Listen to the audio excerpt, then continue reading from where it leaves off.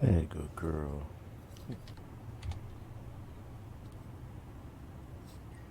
Play to play. Play to play.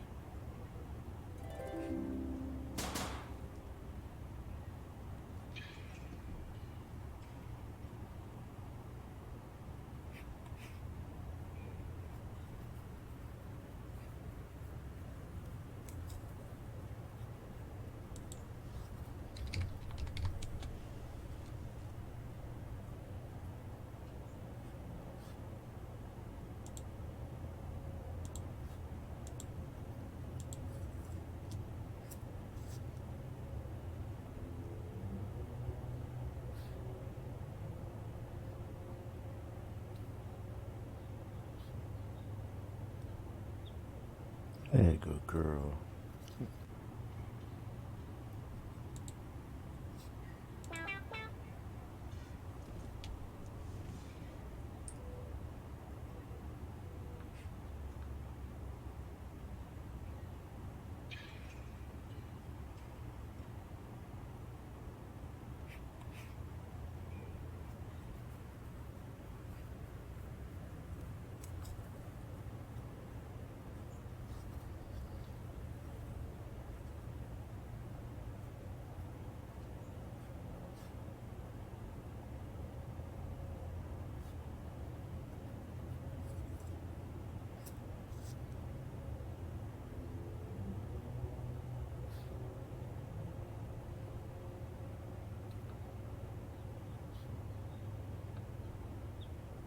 Hey, good girl.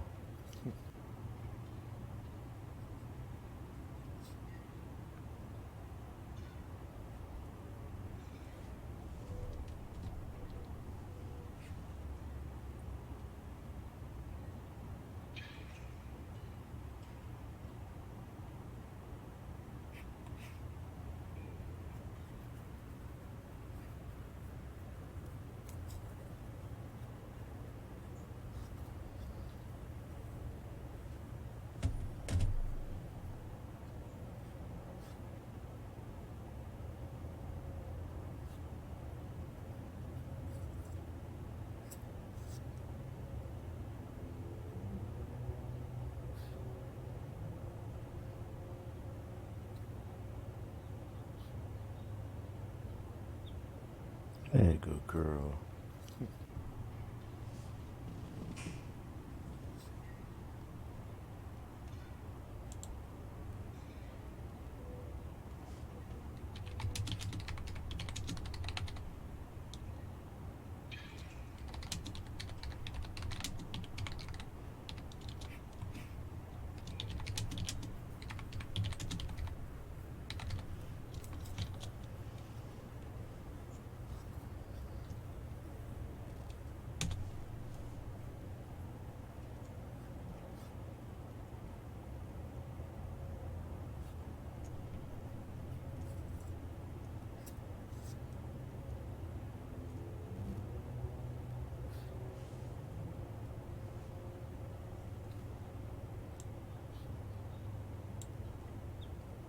Hey, good girl.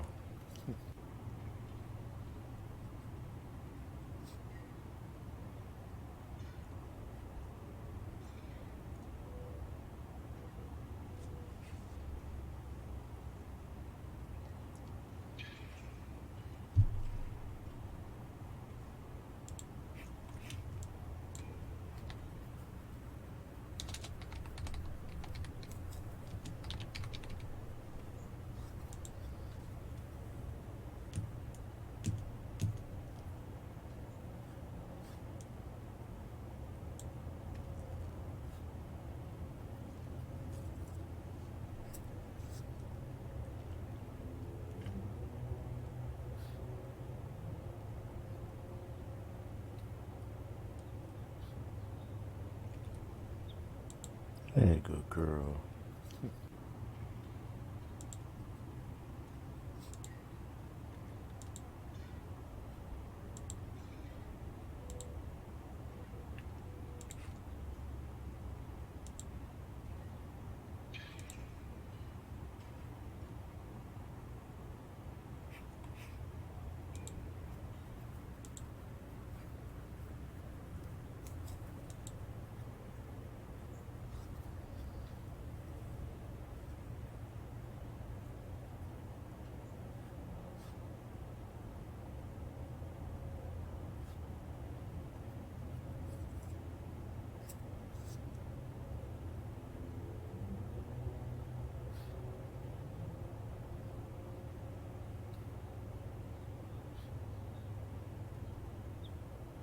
Hey, good girl.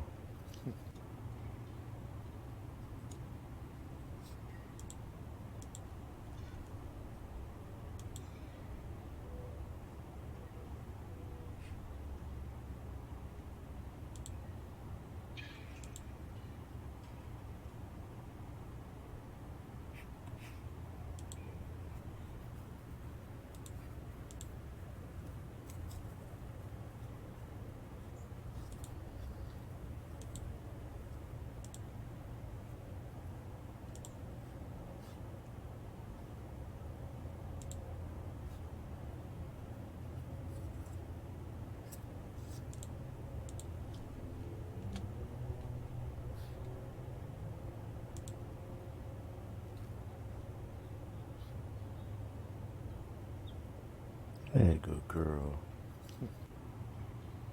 Oh, you didn't know? Your ass better call somebody!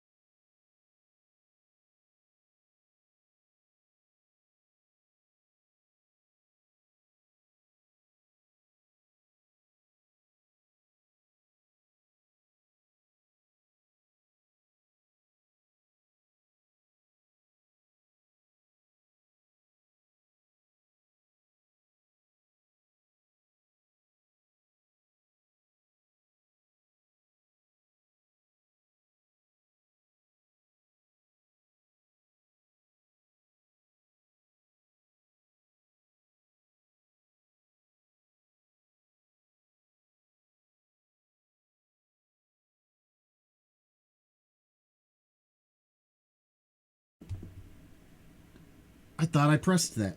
I thought I pressed it. Thank you. Yo, yo, yo. I must not have pressed it hard enough for whatever. I don't know. Either way, welcome in everybody. We're going to be talking about where we left off. I know the lighting's going to be a little different, so you're going to see the chair a little smoky-ish there. But I like this dim lighting for the reading. I don't know how well it's going to work camera-wise, but we'll see. If you'd like to get into the race, do an exclamation point play. I'm going to get that started here in just a minute. It is a half-hour race. We're going to run it while we're, doing our thing. We're going to run this Stream Raiders battle early, too, because I want to get it timed up with the race. So there's 14 minutes left on the Stream Raiders battle, but we're probably going to run that in like 2 or 3 minutes. So when last we were reading 20,000 Leagues Under the Sea by Jules Verne, which we have read twice so far. This is part 3, starting at chapter 17. They chased the anomaly, which they thought might be a giant narwhal. They got thrown from the ship. It is Professor Ahana, who is the main character, so to say. Conseil, his manservant, jumped in after him. And then Ned Land, the Canadian harpooner, also got thrown from the boat they were on. The USS Abraham Lincoln, which was chasing this narwhal, which turns out, as they land on it, and as is their refuge and their savior, a ship called, it's called the Nautilus, with all wonders of invention, unheard of at the time, captained by an enigmatic man named Captain Nemo, who's of a very peculiar ethnicity origin that can't really be traced, with a language that can't really be traced, and a pure desire to be avoiding the real world. So, I mean, I guess we could all relate a little bit with Captain Nemo these days. But either way, he has told these three people who he has brought onto his ship that for this reason of him not trying to give the secrets of his ship to the rest of the world and not trying to be part of the world, that they are welcome to the ship and all accoutrements. They are welcome as honored guests, but one rule is they have to go to their quarters when asked, and that they can't leave.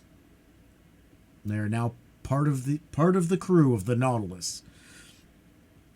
Now, they have experienced some wonders in the library and the museum, the works of arts, the zoological discoveries and collections that he has are profound and astounding and worth quite a bit of money. Not that he has any use for money. They have a diet which confounds the senses in how regular it feels, and yet it's all from the sea. And they just went on their first hunting trip, where they were using air propelled little like lead, glass, steel bullet casings from their deep sea diving suits. They had a close encounter with some flora and fauna, but as well as a couple sharks. And so they got their little hunting trip, and they did get some prey, and they just got back onto the ship and out of their suits. So there was the last chapter we read was that, and it was very technical. Some big names, not a lot of speech because they could not talk because they were in their suits. How's it going, Jane? So yeah, we are going to start that race now. It's a half-hour race. We're going to be doing half-hour races until we get done with our reading section. So we're probably going to run this about 4 times because we typically read for about 2 hours. And then, oh no, you're good. You're good.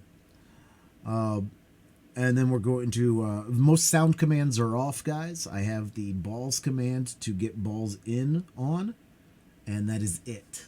Everything else is off. The only other command that works is a shout out. If there are any mods that are happen to be present or any VIPs that are present, and if you see somebody who's a streamer come in, feel free to shout them out. I mean, really, I pretty much think anybody that follows can shout people out. But so feel free to shout people out. I'm not going to really be stopping during the race. I'm not really going to be talking about the rewards from Stream Raiders. I'll just run the battles and start a new one.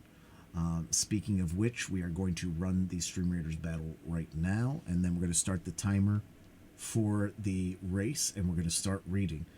That way we'll have like basically a half hour of reading before we have to do these things. So we could lose this battle, but we want to get it going, like I said, so our timing is right. I think we'll be okay. We'll see. Here we go. And we're starting the timer. 2 minutes on the clock. 2 minutes on the clock. Oh, actually, I should probably give us an actual spell, huh? And 2 minutes on the clock for the race. Play to play. Play to play.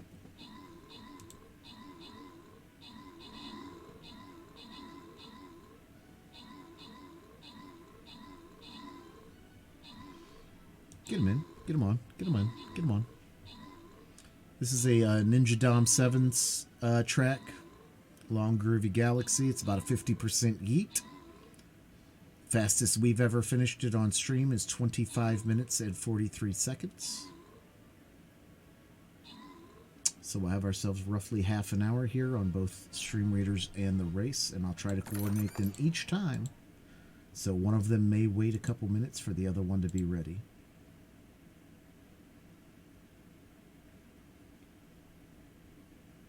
So we're going to get a half hour of reading time 4 times.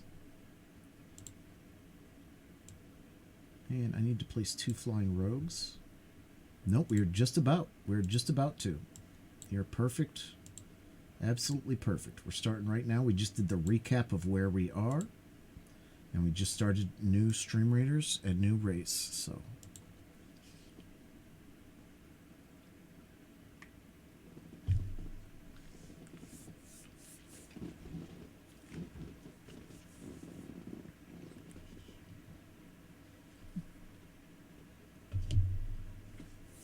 Jules Verne, 20,000 Leagues Under the Sea.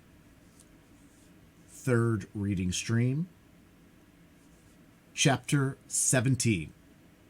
4,000 Leagues Under the Sea. 4,000 Leagues Under the Pacific. The next morning, the 18th of November, I had quite recovered from my fatigues of the day before, and I went up to the platform just as the second lieutenant was uttering his daily phrase. I was admiring the magnificent aspect of the ocean when Captain Nemo appeared. He did not seem to be aware of my presence and began a series of astronomical observations. Then, when he had finished, he went and leant on the cage of the watchlight and gazed abstractedly on the ocean. In the meantime, a number of the sailors of the Nautilus, all strong and healthy men, had come up onto the platform. They came to draw up the nets that had been laid out all night. These sailors were evidently of different nations, although the European type was visible in all of them. I recognized some unmistakable Irishmen, Frenchmen, some Sclaves, and a Greek or a Candiote. They were civil and only used that odd language among themselves, the origin of which I could not guess, neither could I question them. The nets were hauled in. They were a large kind of shallots like those of the Normandy coast, great pockets that the waves in a chain fixed in the smaller meshes kept open. These pockets, drawn by iron poles, swept through the water and gathered in everything in their way. That day they brought up curious specimens from those productive coasts. I reckon that the haul had brought in more than 900 weight of fish. It was a fine haul, but not to be wondered at. Indeed, the nets are let down for several hours and enclosed in their meshes an infinite variety. We had no lack of excellent food, and the rapidity of the Nautilus and the attraction of the electric light could always renew our supply. These several productions of the sea were immediately lowered through the panel to the steward's room, some to be eaten fresh and others pickled. The fishing ended, the provision of air renewed.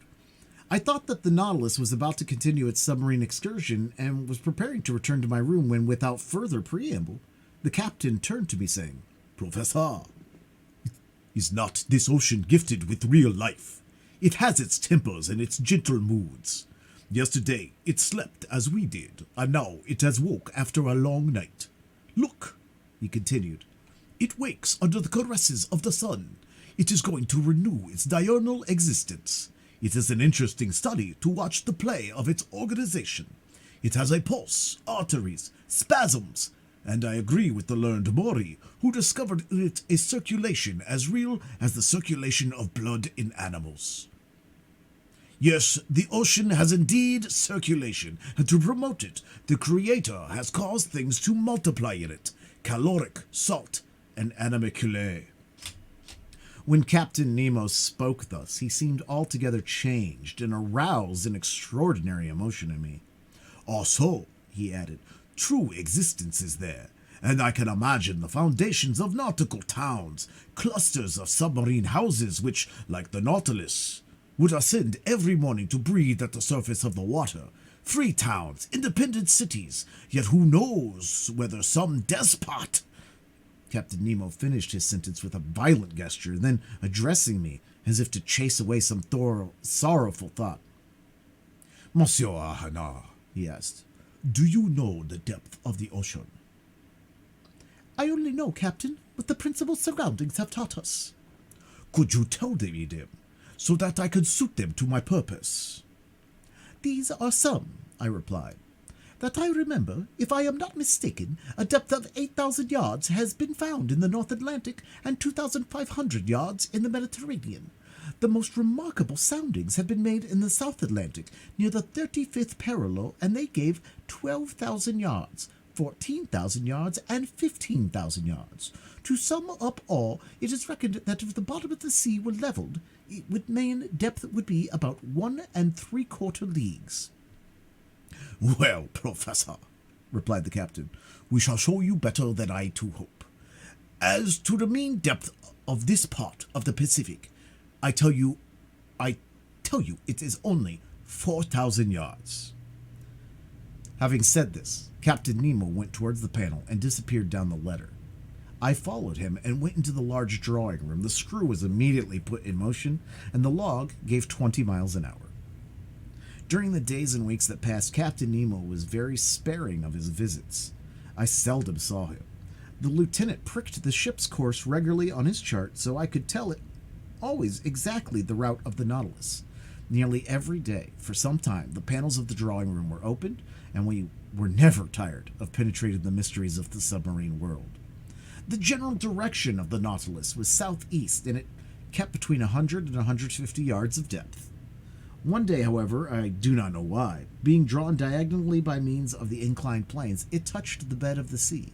The thermometer indicated a temperature of 4.25 centigrade, a temperature that at this depth seems common to all latitudes. At 3 o'clock in the morning, on the 26th of November, the Nautilus crossed the Tropic of Cancer at 172 degrees longitude. On 27th instant, it sighted the Sandwich Islands, where Cook died, February 14th, 1779. We had then gone 4,860 leagues from our starting point. In the morning, when I went onto the platform, I saw 2 miles to windward Hawaii, the largest of the 7 islands that form the group. I saw clearly the cultivated ranges and the several mountain chains that run parallel with the side, and the volcanoes that overtop Mount Rhea, which rise 5,000 yards above the level of the sea. Besides other things, the nets brought up were several flabellari and graceful polypi that are peculiar to that part of the ocean. The direction of the Nautilus was still to the southeast. It crossed the equator on December 1st in 140 degrees longitude, and on the 4th of the same month, after crossing rapidly and without anything in particular occurring, we sighted the Marquesas group. I saw 3 miles off Martin's Peak in Nokahiva, the largest of the group that belongs to France. I only saw the woody mountains against the horizon because Captain Nemo did not wish to bring the ship to the wind. There the nets brought up beautiful specimens of fish, some with azure fins and tails like gold, the flesh of which is unrivaled, some nearly destitute of scales but of exquisite flavor, others with bony jaws and yellow-tinged gills as good as bonitos, all fish that would be of use to us. After leaving these charming islands protected by the French flag from the 4th to the 11th of December, the Nautilus sailed over about 2,000 miles. During the daytime of the 11th of December, I was busy reading in the large drawing room. Ned Land and Conseil watched the luminous water through the half-open panels. The Nautilus was immovable. While its reservoirs were filled, it kept at a depth of 1,000 yards, a region rarely visited in the ocean and which large fish were seldom seen. I was then reading a charming book by Jean Mace, The Slaves of the Stomach, and I was learning some valuable lessons from it when Conseil interrupted me. "Will master come here a moment?" he said in a curious voice. "What is the matter, Conseil? I want master to look." I rose, went and leaned on my elbows before the panes and watched. In full electric light, an enormous black mass, quite immovable, was suspended in the midst of the waters. I watched it attentively, seeking to find out the nature of this gigantic cetacean, but suddenly a sudden thought crossed my mind. "A vessel," I said, half aloud. "Yes," replied the Canadian, "a disabled ship that has sunk perpendicularly." Ned Land was right. We were close to a vessel of which the tattered shrouds still hung from their chains. The keel seemed to be in good order and had been wrecked at most some few hours. 3 stumps of mast, broken off about 2 feet above the bridge, showed that the vessel had had to sacrifice its masts, but lying on its side it had filled, and it was heeling over to port. This skeleton of what it had once been was a sad spectacle as it lay lost under the waves, but sadder still was the sight of the bridge, where some corpses, bound with ropes, were still lying. I counted 5, 4 men, one of whom was standing at the helm, and a woman standing by the poop, holding an infant in her arms. She was quite young. I could distinguish her features, which the water had not decomposed by the brilliant light from the Nautilus. In one despairing effort, she had raised her infant above her head, poor little thing, whose arms encircled its mother's necks. The attitude of the four sailors was frightful, distorted as they were by their convulsive movements, whilst making a last effort to free themselves from the cords that bound them to the vessel. The steersman alone, calm, with a grave, clear face, his gray hair glued to his forehead, and his hand clutching the wheel of the helm, seemed even then to be guiding the three broken masts through the depths of the ocean. What a scene! We were dumb. Our hearts beat fast before the shipwreck, taken as it were from life and photographed in its last moments. And I saw already, coming towards it with hungry eyes, enormous sharks attracted by the human flesh. However, the Nautilus, turning, went round the submerged vessel, and in one instant I read on the stern, "The Florida, Sunderland." End of chapter 17.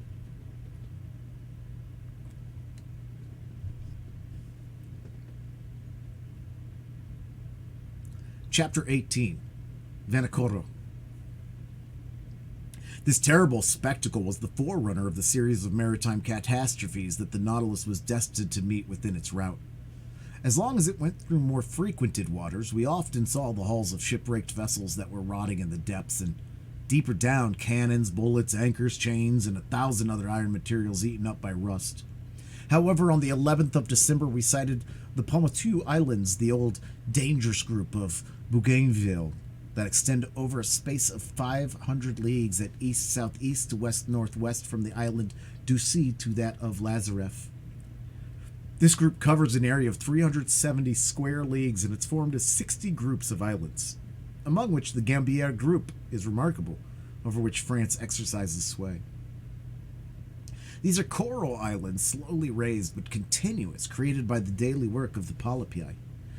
Then this new island will be joined later onto neighboring groups, and a fifth continent will stretch from New Zealand and New Caledonia, and from thence to the Marquesas. One day, when I was suggesting this theory to Captain Nemo, he replied coldly, "The Earth does not want new continents, but new men." Chance had conducted the Nautilus towards the island of Clermont-Tonnerre, one of the most curious of the group, that was discovered in 1822 by Captain Bell of the Minerva. I could study now the madreporal system to which are due the islands in this ocean. Madrepores, which must not be mistaken for corals, have a tissue lined with a calcareous crust, and the modifications of its structure have introduced Monsieur Milne Edwards, my worthy master, to class them into 5 sections. The animalcule, that the marine polypus secretes live by millions at the bottom of their cells. The calcareous deposits become rocks, reefs, and large and small islands. Here they form a ring surrounding a little inland lake that communicates with the sea by means of gaps. There they make barriers of reefs, like those on the coasts of New Caledonia and the various Pomotou Islands. In other places, like those at Reunion and at Maurice, they raise fringed reefs, high, straight walls, near which the depth of the ocean is considerable. Some cable length off the shore of the islands of Clermont, I admired the gigantic work accomplished by these microscopical workers. These walls are specifically the work of these madrepores known as milliporus, porites, madrepores, and estraeus. These polypi are found particularly in the rough beds of the sea near the surface, and consequently it is from the upper part that they begin their operations, in which they bury themselves by degrees within the debris of the secretions that support them. Such is, at least, Darwin's theory, who thus explains the formation of the atolls, a superior theory, to my mind, to that given of the foundation of the madreporical works, summits of mountains or volcanoes, that are submerged some feet below the level of the sea. I could observe closely these curious walls, for perpendicularly they were more than 300 yards deep, and our electric sheets lighted up this calcareous matter brilliantly. Replying to a question Conseil asked me as the time these colossal barriers took to be raised, I astonished him by telling him that learned men reckoned it to be about 1/8 of an inch in 100 years. Towards evening, Clermont-Tonnerre was lost in the distance, and the route of the Nautilus was sensibly changed. After having crossed the Tropic of Capricorn in 135 degrees longitude, it sailed west-northwest, making again for the tropical zone. Although the summer sun was very strong, we did not suffer from heat, for at 15 or 20 fathoms below the surface, the temperature did not rise from above 10 or 12 degrees. On the 15th of December, we left to the east the bewitching group of the Societies and the graceful Tahiti, Queen of the Pacific. I saw in the morning, some miles to the windward, the elevated summits of the island. These waters furnished our table with excellent fish, mackerel, bonitos, and some varieties of a sea serpent. On the 25th of December, the Nautilus sailed into the midst of the New Hebrides, discovered by Quiros in 1606, and that Bougainville explored in 1768, and to which Cook gave its present name in 1773. This group is composed principally of 9 large islands that form a band of 120 leagues north-north-south to south-southwest, between 15 degrees and 2 degrees south latitude and 164 degrees and 168 degrees longitude. We passed tolerably near to the island of Aru, that at noon looked like a mass of green woods, surmounted by a peak of green height. That being Christmas Day, Ned Land seemed to regret sorely the non-celebration of Christmas, the family fete to which Protestants are so fond. I had not seen Captain Nemo for a week when on the morning of the 27th he came into the large drawing room, always seeming as if he had seen you 5 minutes before. I was busily tracing the route of the Nautilus on the planisphere. The captain came up to me, put his finger on one spot on the chart, and said the single word, Vanikoro. The effect was magical. It was the name of the islands on which La Perouse had been lost. I rose suddenly. The Nautilus has brought us to Vanikoro? I asked. Yes, Professor, said the captain. And I can visit the celebrated islands where the Boussole and the Astrolabe struck? If you like, Professor. When shall we be there? We are there now. Followed by Captain Nemo, I went up to the platform and greedily scanned the horizon. To the northeast, 2 volcanic islands emerged of unequal size, surrounded by a coral reef that measured 40 miles in circumference. We were close to Vanikoro, really the one to which Dumont d'Urville gave the name of Isle de la Recherche. Recherche.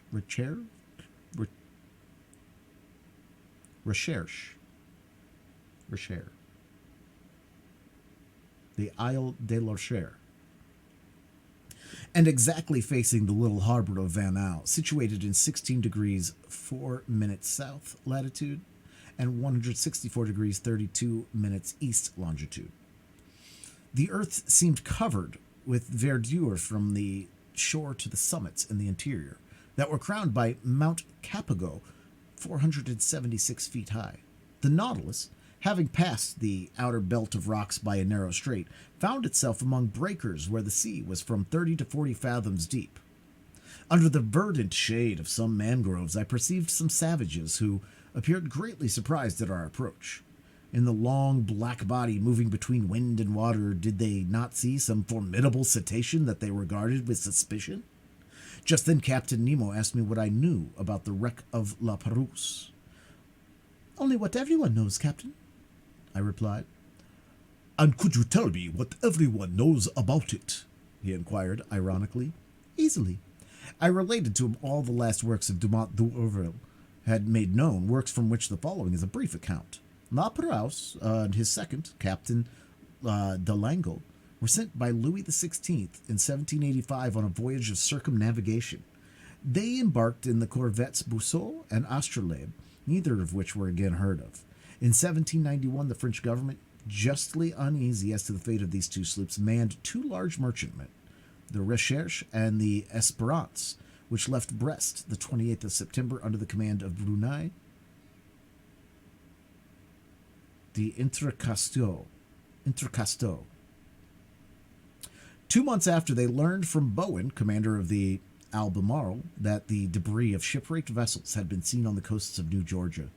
But de Cresto, ignoring this communication, rather uncertain besides, directed his course towards the Admiralty Islands, mentioned in the report of Captain Hunters as being the place where La Perouse was wrecked. They sought in vain. The Esperance and the Recherche passed before Vanikoro without stopping there, and in fact the voyage was most disastrous, as it cost Entrecasteaux his life, and those of 2 of his lieutenants, besides several of his crew.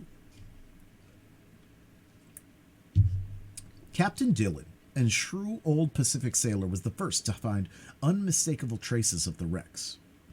On the 5th of May, 1824, his vessel, the St. Patrick, passed close to Tikopia, one of the New Hebrides.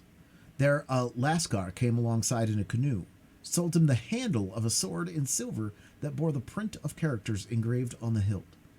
The Lascar pretended that 6 years before, during a stay at Vanikoro, he had seen 2 Europeans that belonged to some vessels that had run aground on the reef some years ago. Dillon guessed that he meant La Perouse, whose disappearance had troubled the whole world.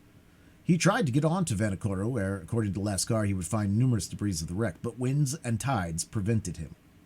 Dillon returned to Calcutta. There he interested the Asiatic Society and the Indian Company in his discovery. A vessel, to which was given the name of the Recherche, was put at his disposal, and he set out, 23rd of January, 1827, accompanied by a French agent. The Recherche, after touching at several points in the Pacific, cast anchor before Vanikoro, 7th of July, 1827, in that same harbor of Van Au where the Nautilus was at this time. There it collected numerous relics of the wreck: iron utensils, anchors, pulley strops, swivel guns, and 18-pound shot fragments of astronomical instruments, a piece of crown work, and a bronze clock bearing this inscription: Bazin Maifei, the mark of the foundry of the arsenal at Brest, about 1785. There could be no further doubt. Dillon, having made all inquiries, stayed in this unlucky place till October. Then he quitted Vanikoro and directed his course towards New Zealand, put into Calcutta 7th April 1828, and returned to France, where he was warmly welcomed by Charles X. But at the same time, without knowing Dillon's movements, Dumont d'Urville had already set out to find the scene of the wreck, and they had learned from a whaler that some medals and a cross of St. Louis had been found in the hands of some savages of Louisiade and New Caledonia. Dumont d'Urville, commander of the Astrolabe, had then sailed, and 2 months after Dillon had left Vanikoro, he put into Hobart Town. There he learned the results of Dillon's inquiries and found that a certain James Hobbs, 2nd lieutenant of the Union of Calcutta, after landing on an island situated 8 degrees 18 minutes south latitude and 150 degrees 30 minutes east longitude, had seen some iron bars and red stuffs used by the natives of these parts. Dumont d'Urville, had much perplexed, and not knowing how to credit the reports of low-class journals, decided to follow Dillon's track. On the 10th of February 1828, the Astrolabe appeared off Tikopia and took as guide interpreter a deserter found on the island. Made his way to Vanikoro, sighted it on the 12th inst, lay among the reefs until the 14th, and not until the 20th did he cast anchor within the barrier in the harbor of Van Au. On the 23rd, several officers went round the island and brought back some unimportant trifles. The natives, adopting a system of denials and evasions, refused to take them to the unlucky place. This ambiguous conduct led them to believe that the natives had ill-treated the castaways, and indeed, they seemed to fear that Dumont d'Urville had come to avenge La Perouse on his unfortunate crew. However, on the 26th, appeased by some peasants and understanding that they had no reprisals to fear, they led Monsieur Jacquereau to the scene of the wreck. There, in 3 or 4 fathoms of water, between the reefs of Picao and Van Au, lay anchors, cannons, pigs of lead and iron embedded in the limy concretions. The large boats and the whaler belonging to the Astrolabe were sent to this place, and, not without some difficulty, their crews hauled up an anchor weighing 1,800 pounds, a brass gun, some pigs of irons, and 2 copper swivel guns. Dumont d'Urville, questioning the natives, learned, too, that La Perouse, after losing both his vessels on the reefs of this island, had constructed a smaller boat, only to be lost a second time, where no one knew. But the French government, fearing that Dumont d'Urville was not acquainted with Dillon's movements, had sent the sloop Bayonnaise, commanded by Legora de Tromelin, to Vanikoro, which had been stationed on the west coast of America. To Bayonets cast her anchor before Vanicoro some months after the departure of the astrolabe, but found no new document, but stated that the savages had respected the monument to La Perouse. That is the substance of what I told Captain Nemo. So, he said, no one knows now where the third vessel perished that was constructed by the castaways on the island of Vanicoro? No one knows. Captain Nemo said nothing, but signed to me to follow him into a large saloon. The Nautilus sank several yards below the waves and the panels were opened. I hastened to the aperture, and under the crustaceans of coral covered with fungi, siphonules, alcyons, madrepores, though through myriads of charming fish, girelles, glyphidri, pomphrides, diacopes, and holocentrus, I recognized certain debris that the drags had not been able to tear up.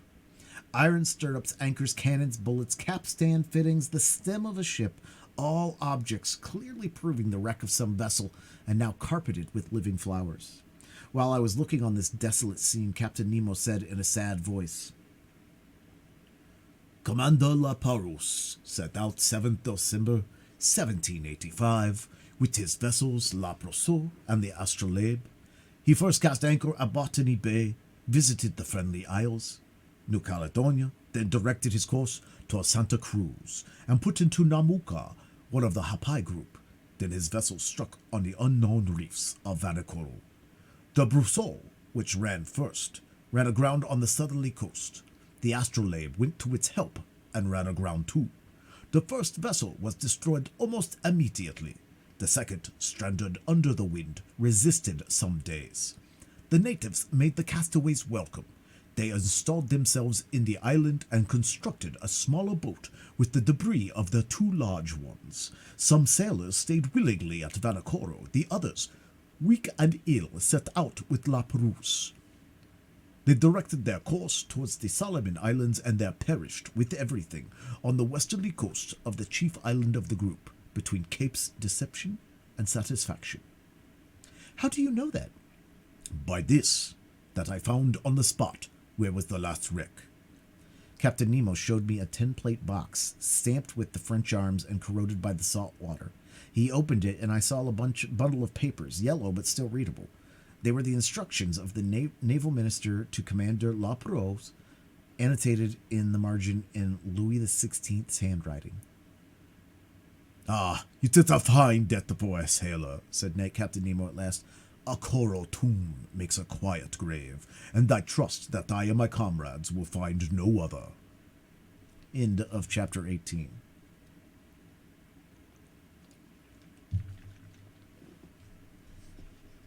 Chapter 19.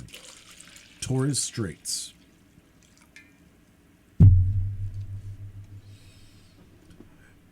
During the night of the 27th or 28th of December, the Nautilus left the shores of Vanicoro with great speed. Her course was southwesterly, and in 3 days she had gone over the 750 leagues that separated it from La Perouse's group and the southeast point of Papua. Early on the 1st of January 1863, Conseil joined me on the platform. "Master, will you permit me to wish you a Happy New Year?" "What? Conseil, exactly as if I was at Paris in my study at the Jardin des Plantes? Well, I accept your good wishes and thank you for them. Only I will ask what you mean by a Happy New Year under our circumstances.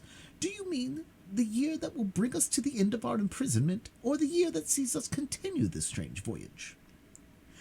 "Really, I do not know how to answer, master. We are sure to see curious things, and for the last 2 months we have not had time for dullness. The last marvel is always the most astonishing, and if we continue this progression, I do not know how it will end.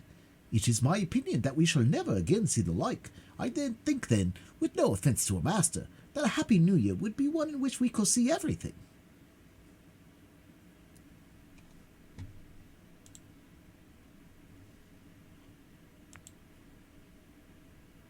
Kerr gets the win, 63 points. Jane got 51. Shadowfire got 40. And we got the Stream Raiders battle to run. Next race, if you'd like to get in, play to play.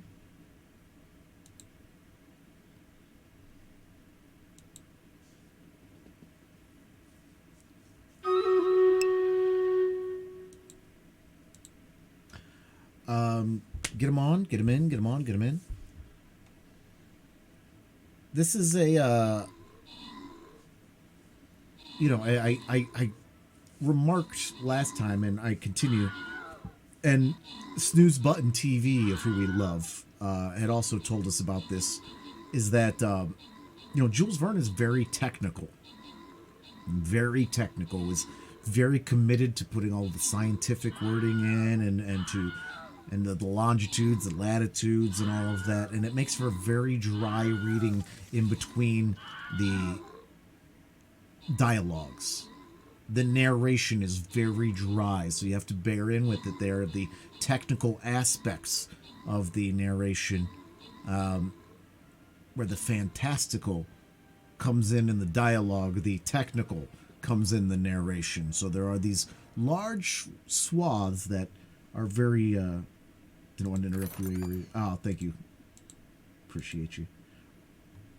All right, next battle is up, and we're starting the 2-minute timer on our half-hour race.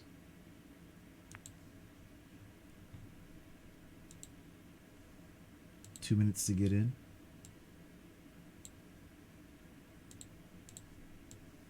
Welcome in Doc and Annie and Butterfly.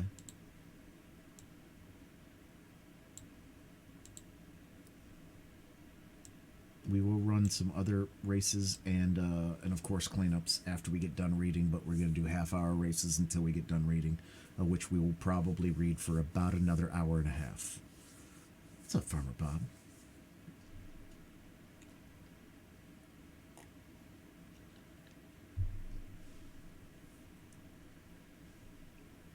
And as I said at the beginning, I kind of like this dim lit, the heavy shadow for the reading stream. So I might go with this. I actually might. I think maybe in the future I might put a couple candles out, and so we could get like candlelight on me. I don't know. Make it homey. Get some nice smells in here for me too. It's not just smelling like a long work day. I think that would be a good way to go. Need a tobacco pipe. Along with quitting drinking a while back, I quit smoking as well. So I wouldn't want to have a pipe just because, I don't. Yeah, there's a fire. Yeah, right. I don't really miss drinking at all. But I miss smoking. I don't miss being a smoker. I did not like being a smoker, but I loved smoking. I loved the habit of smoking. Yeah.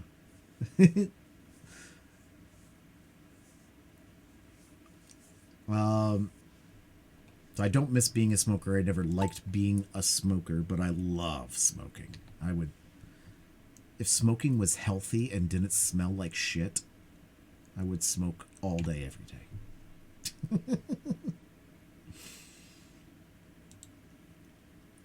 All right, let's get back to our reading.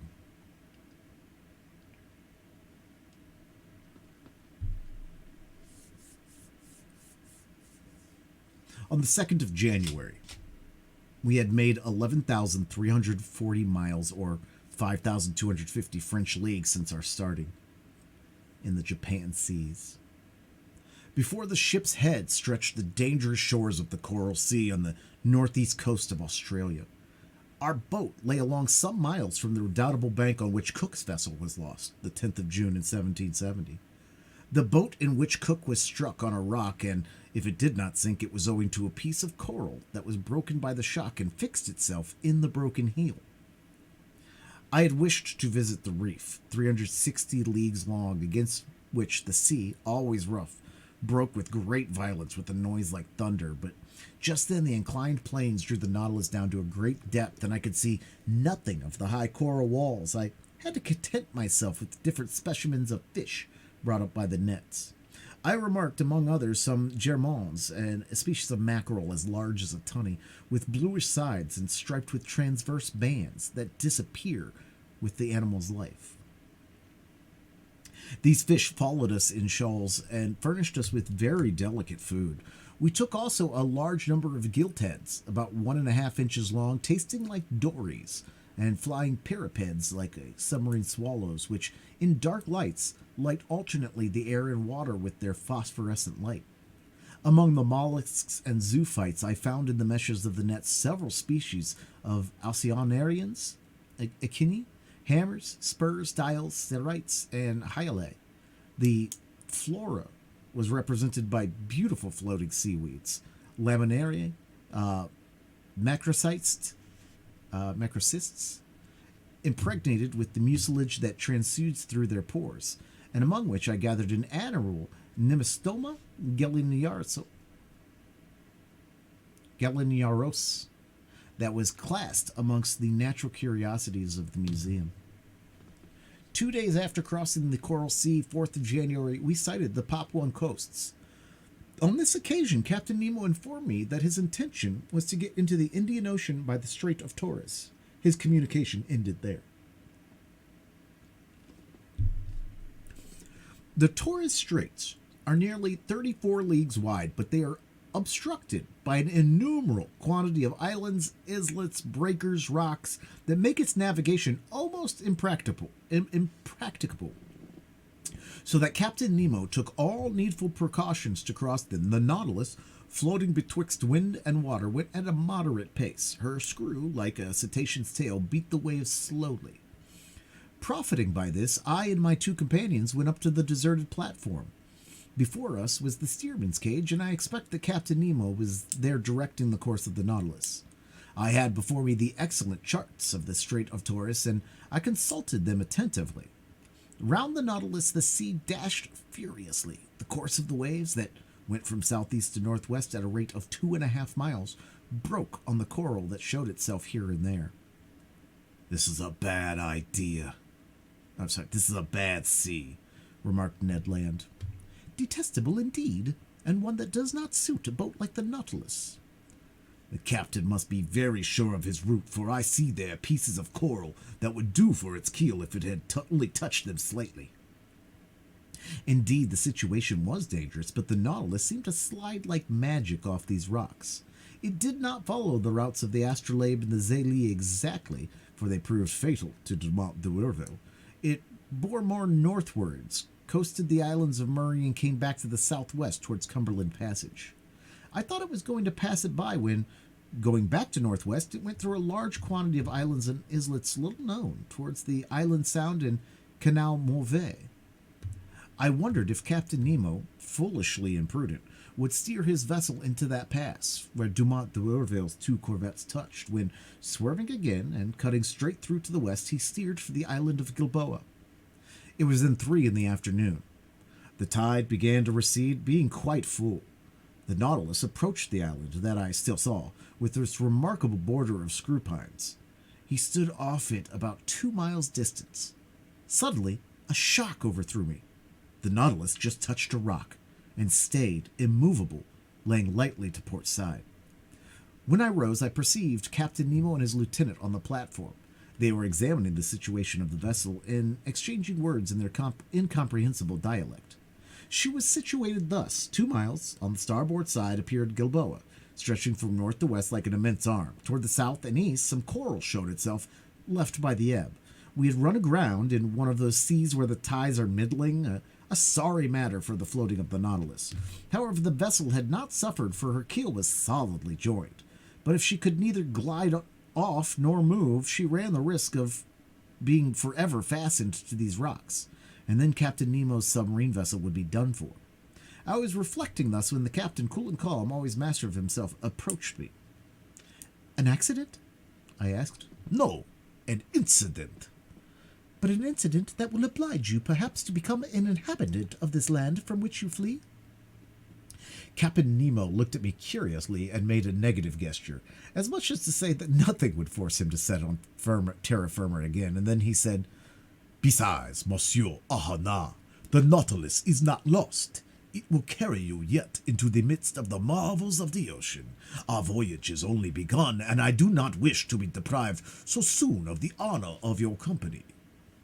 "However, Captain Nemo," I replied, without noticing the ironical turn of the phrase, The Nautilus ran aground in open sea. Now the tides are not strong in the Pacific, and if you cannot lighten the Nautilus, I do not see how it will be reinflated.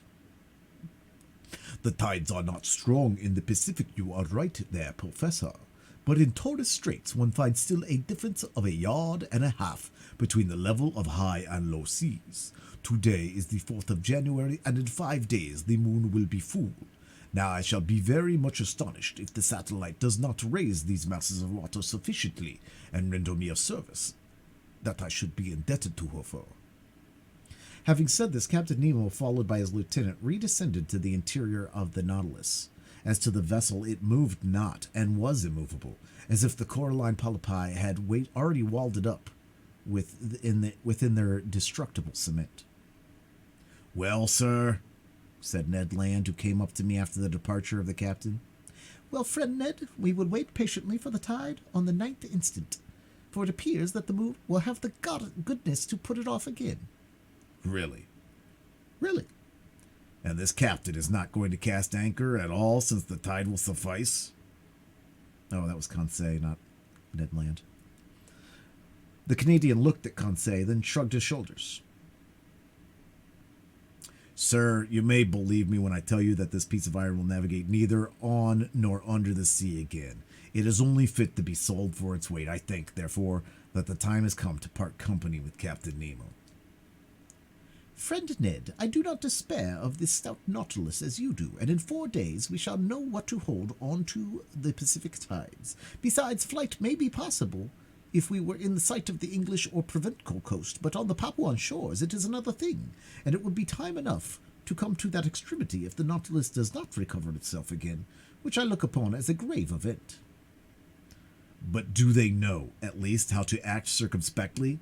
There's an island. On that island there are trees. Under those trees, terrestrial animals, bearers of cutlets and roast beef, to which I would willingly give a trial." "In this, friend Ned is right," said Conseil, "and I agree with him. Could not master obtain permission from his friend Captain Nemo to put us on land, if only so as not to lose the habit of treading on the solid parts of the planet?" "I can ask him, but he will refuse." "Will Masco risk it?" asked Conseil, "and we shall know how to reply upon the captain's amiability." To my great surprise, Captain Nemo gave me the permission I asked for, and he gave it very agreeably, without even exacting from me a promise to return to the vessel. But flight across New Guinea might be very perilous, and I should not have counseled Ned Land to attempt it. Better to be a prisoner on board the Nautilus than to fall into the hands of the natives. At 8 o'clock, armed with guns and hatchets, we got off the Nautilus. The sea was pretty calm. A slight breeze blew on land. Conseil and I rowing, we sped along quickly, and Ned steered in the straight passage that the breakers left between them. The boat was well handled and moved rapidly. Ned Land could not restrain his joy. He was like a prisoner that had escaped from prison and knew not that it was necessary to re-enter it. "Meat! We are going to eat meat! And what meat?" he replied. "Real game! No bread, indeed!" "I did not say that fish is not good. We must not abuse it, but a piece of fresh venison, grilled on live coals, will agreeably vary our ordinary course." "Glutton," said Conseil. "He makes my mouth water." "It remains to be seen," I said, "if these forests are full of game, and if the game is not such as will hunt the hunter himself." "Well said, Monsieur Ahana," replied the Canadian, whose teeth seemed sharpened like the edge of a habit. "But I will eat tiger, loin of tiger, if there is no other quadrupled on this island." "Friend Ned is uneasy about it," said Conseil. "Whatever it may be," continued Ned Land, "every animal with 4 paws without feathers, or with 2 paws without feathers, will be saluted by my first shot." "Very well. Master Land's imprudences are beginning." "Never fear, Monsieur Ahana," replied the Canadian. "I do not want 25 minutes to offer you a dish of my sort." At 8:30, the Nautilus boat ran softly aground on the heavy sand, after having happily passed the coral reef that surrounds the islands of Gilboa. End of chapter 19.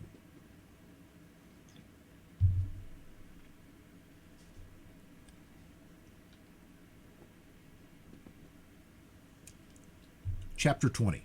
A few days on land. I was much impressed on touching land. Ned Land tried the soil with his feet, as if to take possession of it. However, it was only 2 months before we had become according to Captain Nemo, passengers on board the Nautilus, but in reality, prisoners of its commander. In a few minutes, we were within musket shot of the coast. The whole horizon was hidden beneath a beautiful curtain of forests.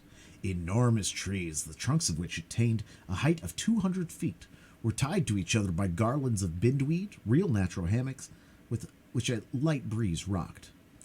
They were mimosas, figs, hibiscus, and palm trees, mingled together in profusion, and under the shelter of their verdant vault grew orchids, leguminous plants, and ferns. But without noticing all these beautiful specimens of Papuan flora, the Canadian abandoned the agreeable for the useful. He discovered a cocoa tree, beat down some of the fruit, broke them, and we drank the milk and ate the nut with a satisfaction that protested against the ordinary food of the Nautilus. Excellent, said Ned Land. Exquisite, replied Conseil. and I do not think, said the Canadian, that we would object to our introducing a cargo of coconuts on board. I do not think he would, but he would not taste them. So much the worse for him, said Conseil. And so much the better for us, replied Ned Land. There'll be more for us. Only one word, Master Land, I said to the harpooner, who was beginning to ravage another coconut tree. Coconuts are good things, but before filling the canoe with them, it would be wise to reconnoiter to see if the island does not produce some substance not less useful. Fresh vegetables would be welcome on board the Nautilus. Master is right, replied Conseil, and I propose to reserve 3 places in our vessel, one for fruits, one for vegetables, and a third for venison, of which I have not yet seen the smallest specimen. Conseil, we must not despair, said the Canadian. Let us continue, I returned, and lie in wait. Although the island seems uninhabited, it might still contain some individuals that would be less hard than we on the nature of game. Ho ho, said Ned Land, moving his jaw significantly. Well, Ned, said Conseil. My word, returned the Canadian, I begin to understand the charms of anthropophagy. Ned, what are you saying? You, a man-eater? I should not feel safe with you, especially as I share your cabin. I might perhaps wake one day to find myself half devoured. Friend Conseil, I like you much, but not enough to eat you unnecessarily. I would not trust you, replied Conseil. But enough. We must absolutely bring down enough game to satisfy this cannibal, or else, one of these fine mornings, Master will find only pieces of his servant to serve him. While we were talking thus, we were penetrating the somber arches of the forest, and for 2 hours we surveyed it in all directions. Chance rewarded our search for eatable vegetables, and one of the most useful products of the tropical zones furnished us with precious food that we had missed on board. I would speak of the breadfruit tree, very abundant in the island of Gilboa, and I remarked chiefly the variety destitute of seeds, which bears in Malaya the name of rima. Ned Land knew these fruits well. He had already eaten many during his numerous voyages, and he knew how to prepare the eatable substance. Moreover, the sight of them excited him, and he could contain himself no longer. Master, he said, I shall die if I do not taste a little of this breadfruit pie. Taste it, friend Ned. Taste it as you want. We are here to make experiments. Make them. It won't take long, said the Canadian, and, provided with a lintel, he lighted a fire of dead wood that crackled joyously. During this time, Conseil and I chose the best fruits of the breadfruit. Some had not then attained a sufficient degree of maturity, and their thick skin covered a white but rather fibrous pulp. Others, the great number of yellow and gelatinous, waited only to be picked. These fruits enclosed no kernel. Conseil brought a dozen to Ned Land, who placed them on a coal fire, after having cut them in thick slices, and while doing this repeating, You will see, master, how good this bread is. More so when one has been deprived of it for so long. It is not even bread, added he, but a delicate pastry. You have eaten none, master? No, Ned. Very well. Prepare yourself for a juicy thing. If you do not come for more, I am no longer the king of harpooners. After some minutes, the parts of the fruit that was exposed to the fire was completely roasted. The interior looked like a white pasty, a sort of soft crumb, the flavor of which was like that of an artichoke.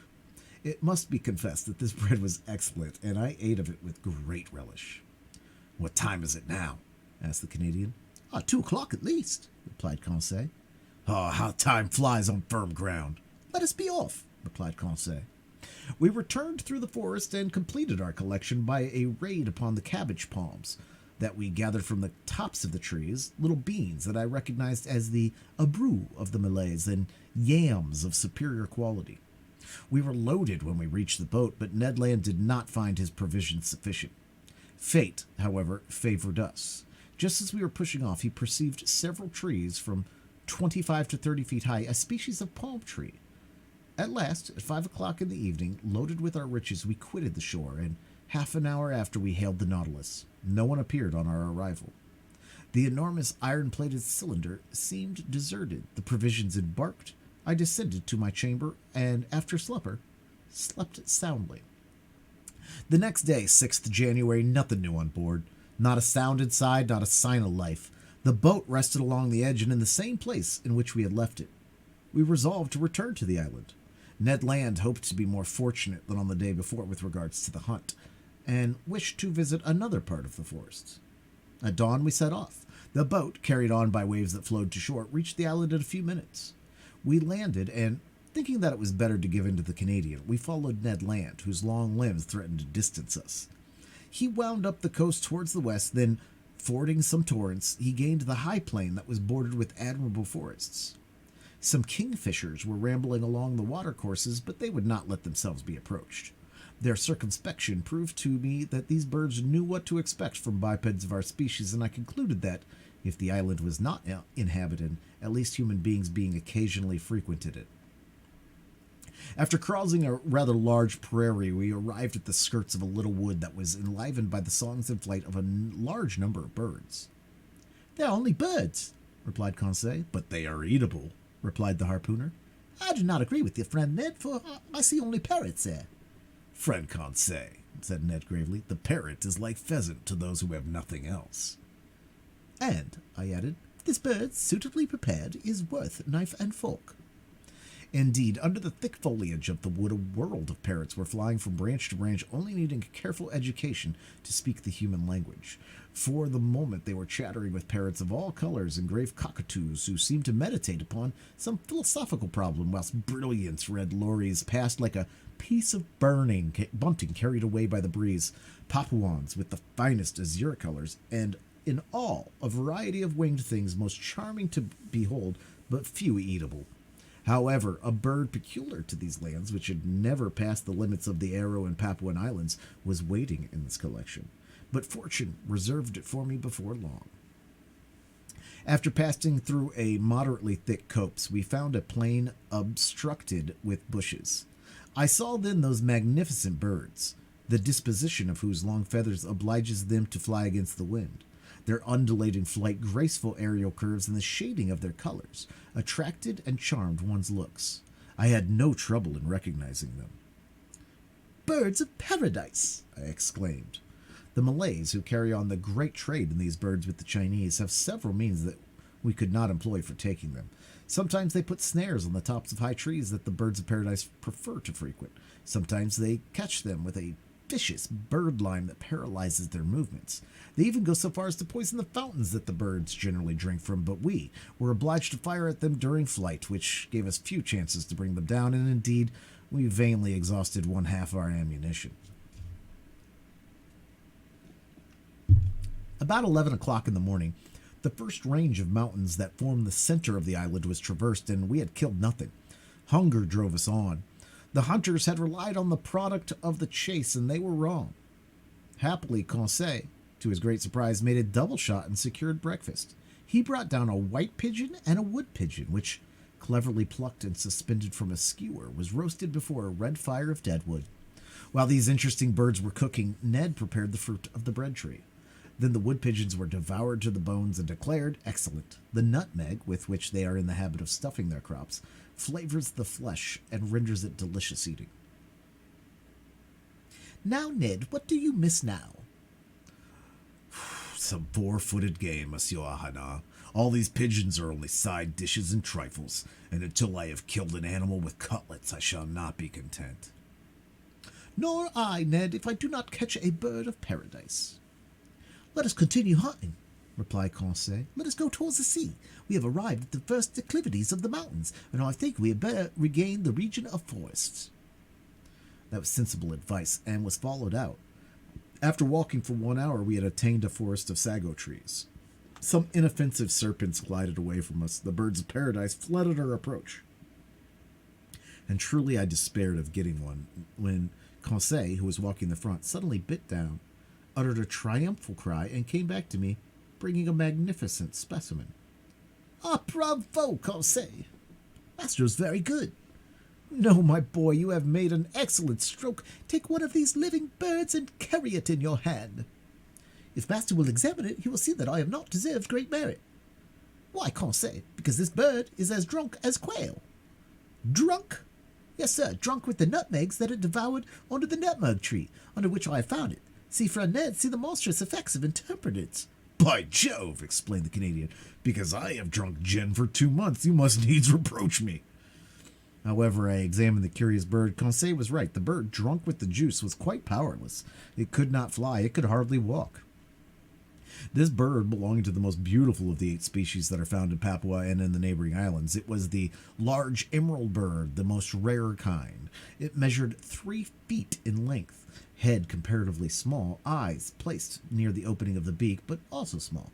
But the shades of color were beautiful, having a yellow beak, brown feet and claws, nut-colored wings with purple tips, pale yellow at the back of the head and neck, and emerald color at the throat, chestnut on the breast and belly. 2 horned, downy nets rose from below the tail that prolonged the long, light feathers of admirable fineness, and they completed the whole of this marvelous bird that the natives have poetically named the Bird of the Sun. But if my wishes were satisfied by the possession of the bird of paradise, the Canadians were not yet. Happily, about 2 o'clock, Ned Land brought down a magnificent hog from the brood of those the natives call berry-o-tong. The animal came in time for us to procure real quadruped meat, and he was well received. Ned Land was very proud of the shot. The hog, hit by the electric ball, fell stone dead. The Canadians skinned and cleaned it properly after having taken a dozen cutlets destined to furnish us with a grilled repast in the evening. Then the hunt was resumed, which was still more marked by Ned and Conseil's exploits. Indeed, the 2 friends, beating the bushes, roused a herd of kangaroos that fled and bounded along their elastic paws. But these animals did not take so flight rapidly, but what the electrical capsule could stop their course. Ah, Professor, cried Ned Land, who was carried away by the delights of the chase. What excellent game! And stewed, too! What a supply for the Nautilus! 2, 3, 5 down! And to think that we shall eat flesh, and that the idiots on board shall not have a crumb. I think that, in the excess of his joy, the Canadian, if he had not talked so much, would have killed them all. But he had contented himself with a single dozen of those interesting marsupials. These animals were small. They were a species of the kangaroo rabbits that live habitually in the hollows of trees and whose speed is extreme, but they're moderately fat and furnish, at least, estimable food. We were very satisfied with the results of the hunt. Happy Ned proposed to return to this enchanting island the next day, for he wished to depopulate it of all the eatable quadrupeds, but he had reckoned without his host. At 6 o'clock in the evening, we had regained the shore. Our boat was moored to its usual place. The Nautilus, like a long rock, emerged from the waves 2 miles from the beach. Ned Land, without waiting, occupied himself about the important dinner business. He understood all about cooking well. The berry-outang grilled on the coals soon scented the air with a delicious odor. Indeed, the dinner was excellent. 2 wood pigeons completed this extraordinary menu. The sago pasty, the artocarpus bread, some mangoes, half a dozen pineapples, and the liquor fermented from some coconuts enjoyed us. I even think that my worthy companion's ideas had not all the plainness desirable. Suppose we do not return to the Nautilus this evening, said Conseil. Suppose we never return, added Ned Land. Just then a stone fell at our feet and cut short the harpooner's proposition. End of chapter 20.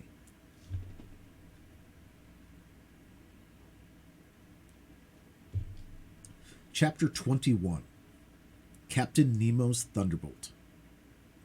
We looked at the edge of the forest without rising, my hand stopping in the action of putting it to my mouth, Ned Land's completing its office. Stones do not fall from the sky, remarked Conseil, or they would merit the name aerolites. A second stone, carefully aimed, that made a savory pigeon's leg fall from Conseil's hand, gave still more weight to his observation. We all three rose, shouldered our guns, and were ready to reply to any attack. Are they apes? Cried Ned Land. Very nearly. They are savages. To the boat, I said, hurrying to the sea. It was indeed necessary to beat a retreat, for about 20 natives armed with bows and slings appeared on the skirts of a copse that masked the horizon to the right, hardly 100 steps from us. Our boat was moored about 60 feet from us. These savages approached us not running, but making hostile demonstrations. Stones and arrows fell thickly. Ned Land had not wished to leave his provisions, and in spite of his imminent danger, his pig on one side and the kangaroos on the other, he went tolerably fast. In 2 minutes we were on the shore. To load the boat with provisions and arms, to push it out to sea, and ship the oars was the work of an instant. We had not gone 2 cable lengths when 100 savages, howling and gesticulating, entered the water up to their waists. I watched to see if their apparition would attract some men from the Nautilus onto the platform, but no. The enormous machine lying off was completely deserted. 20 minutes later we were on board. The panels were open. After making the boat fast, we entered the interior of the Nautilus. I descended to the drawing room, from whence I heard some chords. Captain Nemo was there, bending over his organ and plunged in a musical ecstasy. Captain! He did not hear me. Captain! I said, touching his hand. He shuddered and turned around and said, Ah, it is you, Professor. Well, have you had a good hunt? Have you botanized successfully? Yes, Captain, but we have unfortunately brought a troop of bipeds whose vicinity troubles me. What bipeds? Savages. Savages, he echoed ironically. So you are astonished, Professor, at having set foot on a strange land and finding savages. Savages! Where are there not any? Besides, are there worse than others? These whom you call savages? But, Captain, how many have you counted? 100 at least. Monsieur Ahana, replied Captain Nemo, placing his finger on the organ stops. When all the natives of Papua are assembled on the shore, the Nautilus will have nothing to fear from their attacks. The captain's fingers were running over the keys of the instrument, and I remarked that he touched only the black keys, which gave his melodies an essentially Scotch character. Soon he had forgotten my presence and plunged into a reverie that I did not disturb. I went up again to the platform. Night had already fallen, for in this low latitude the sun sets rapidly and without twilight. I could only see the island distinctly, but the numerous fires lighted on the beach showed that the natives did not think of leaving it. I was alone for several hours, sometimes thinking of the natives, but without any dread of them, for the imperturbable confidence that the captain was catching, sometimes forgetting them to admire the splendors of the night in the tropics. My remembrances went to France in the train of those zodiacal stars that would shine in some hours' times. The moon shone in the midst of the constellations of the zenith. Slevin, Jane, and Shadow getting points.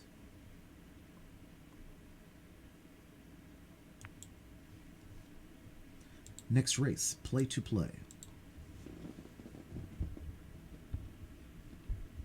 I'm going to go to the restroom while it's battle runs. I'll be right back. Get your balls on the track. Get your balls on the track.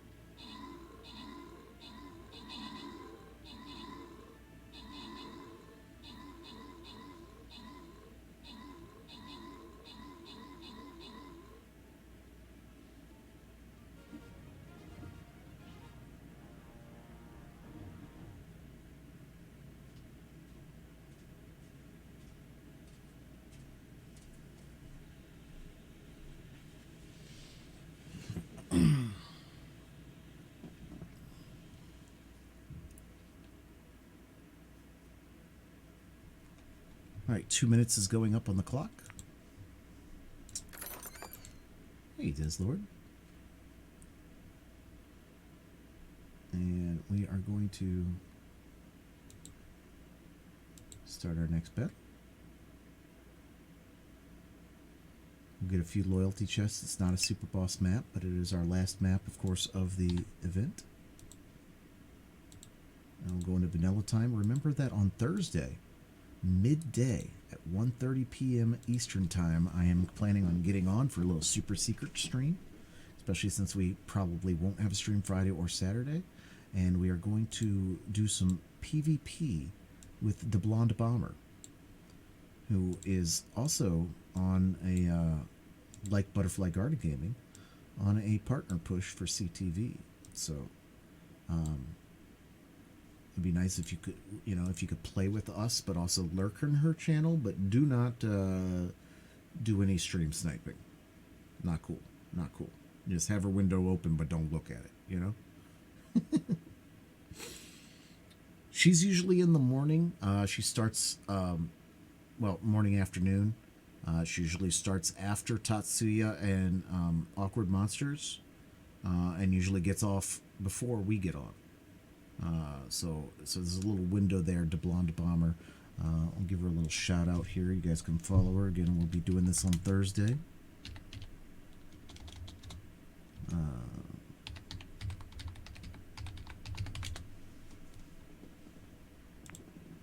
All right.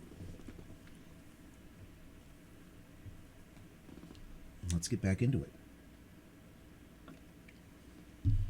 I'm going to read for basically 2 more races and 2 more Stream Rider battles. And then we'll stream a little bit longer. But we'll be done reading for the night. The night slipped away without any mischance. The islanders frightened no doubt at the sight of a monster around in the bay. The panels were open and would have offered an easy access to the interior of the Nautilus. At 6 o'clock in the morning on the 8th of January, I went up to the platform. The dawn was breaking. The island soon showed itself through the dissipating fogs. First the shore, then the summits. The natives were there, more numerous than on the day before. 500 or 600, perhaps, some of them profiting by the low water, had come onto the coral at less than 2 cable lengths from the Nautilus. I distinguished them easy. They were true Papuans, with athletic figures, men of good race, large, high foreheads, large but not broad and flat, and white teeth. Their woolly hair, with a reddish tinge, showed off on their back black, shining bodies like those of the Nubians. From the lobes of their ears, cut and distended, hung chaplets of bones. Most of these savages were naked. Amongst them I remarked some women, dressed from the hip to knees in quite a crinoline of herbs, and sustained a vegetable waistband. Some chiefs had ornamented their necks with a crescent and collars of glass beads, red and white. Nearly all were armed with bows, arrows, and shields, and carried on their shoulders a sort of net containing those round stones which they cast from their slings with great skills. One of these chiefs, rather near to the Nautilus, examined it attentively. He was perhaps a Mado of high rank, for he was draped in a mat of banana leaves, notched around the edges and set off with brilliant colors.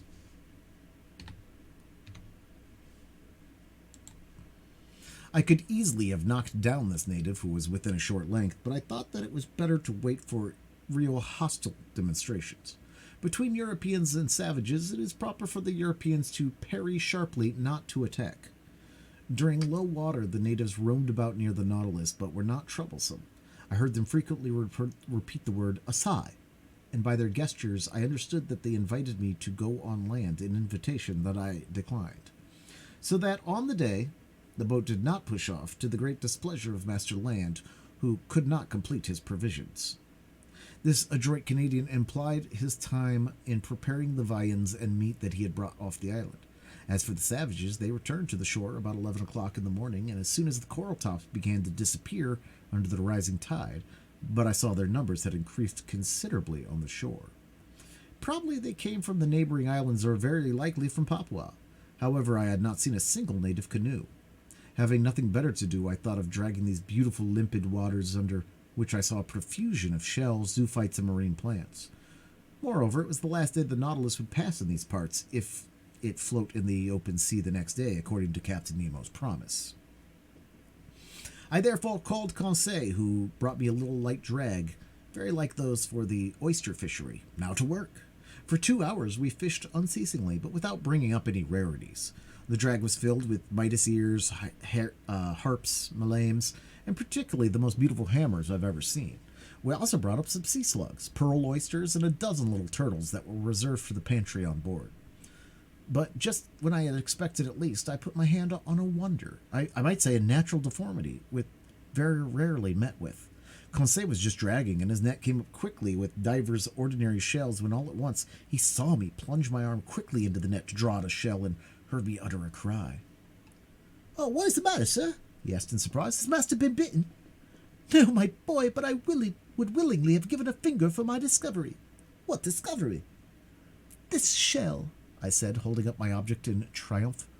"Oh, it's a simple olive porphyry, genus olive, order of the Pachyturba, class of gastropods, subclass mollusca." "Yes, Conseil, but instead of being rolled from right to left, this olive turns from left to right." "Oh, is it possible?" "Yes, my boy, it is a left shell." Shells are all right-handed with rare exceptions, and when by chance their spiral is left, amateurs are ready to pay their weight in gold. Conseil and I were absorbed in the contemplation of our treasure, and I was promising myself to enrich the museum with it when a stone, unfortunately thrown by a native, struck against it and broke the precious object in Conseil's hand. I uttered a cry of despair. Conseil took up his gun and aimed it at the savage who was poising his sling at 10 yards from him. I would have stopped him, but his blow took effect and broke the bracelet of amulets which encircled the arm of the savage. "Conseil!" I cried. "Conseil!" "Well, sir, do you not see that the cannibals commenced the attack? A shell is not worth the life of a man." "Oh, the scoundrel! I would rather it had been broken my shoulder." Conseil was in earnest, but I was not of his opinion. However, the situation had changed some minutes before, and we had not perceived. A score of canoes surrounded the Nautilus.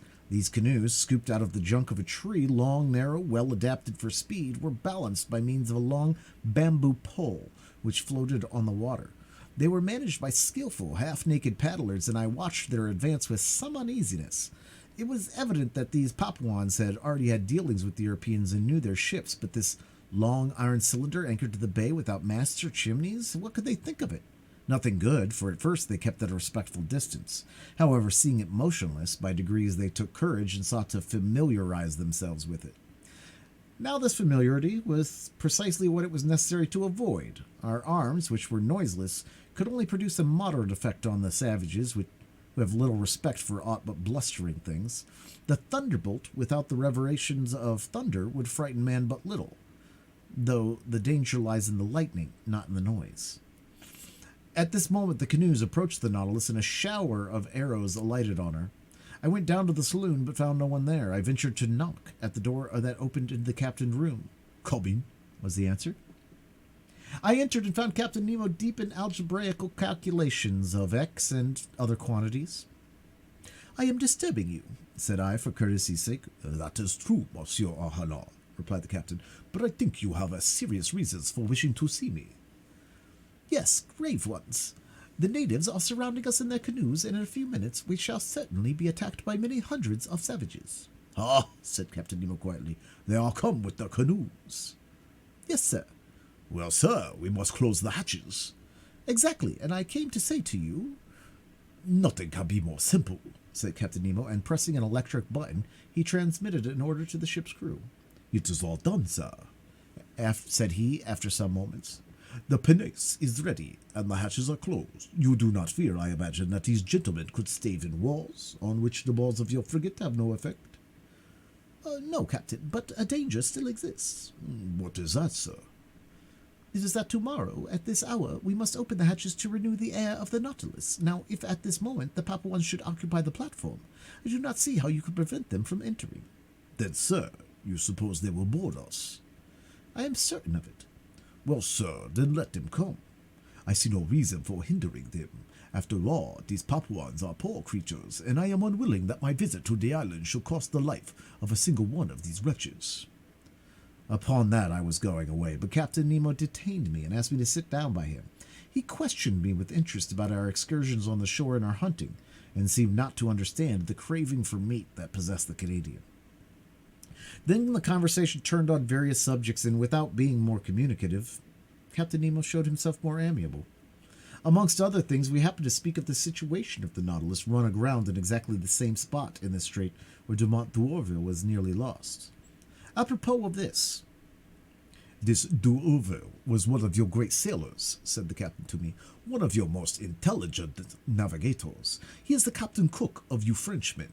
Unfortunate man of science, after having braved the icebergs of the South Pole, the coral reefs of Oceania, the cannibals of the Pacific, to perish miserably in a railway train. If this enigmatic man could have reflected during the last moments of his life, what must have been the uppermost in his last thoughts, do you suppose?" So speaking, Captain Nemo seemed moved, but his emotion gave me a better opinion of him. Then, chart in hand, we reviewed the travels of the French navigator, his voyages of circumnavigation, his double detention at the South Pole, which led to the discovery of Adelaide and Louis Philippe, and fixing the hydrographical bearings of the principal islands of Oceania. "That which your d'Urville has done on the surface of the seas," said Captain Nemo, "that I have done under them, and more easily, more completely than he. The Astrolabe and the Zélie, incessantly tossed about by the hurricane, could not be worth the Nautilus.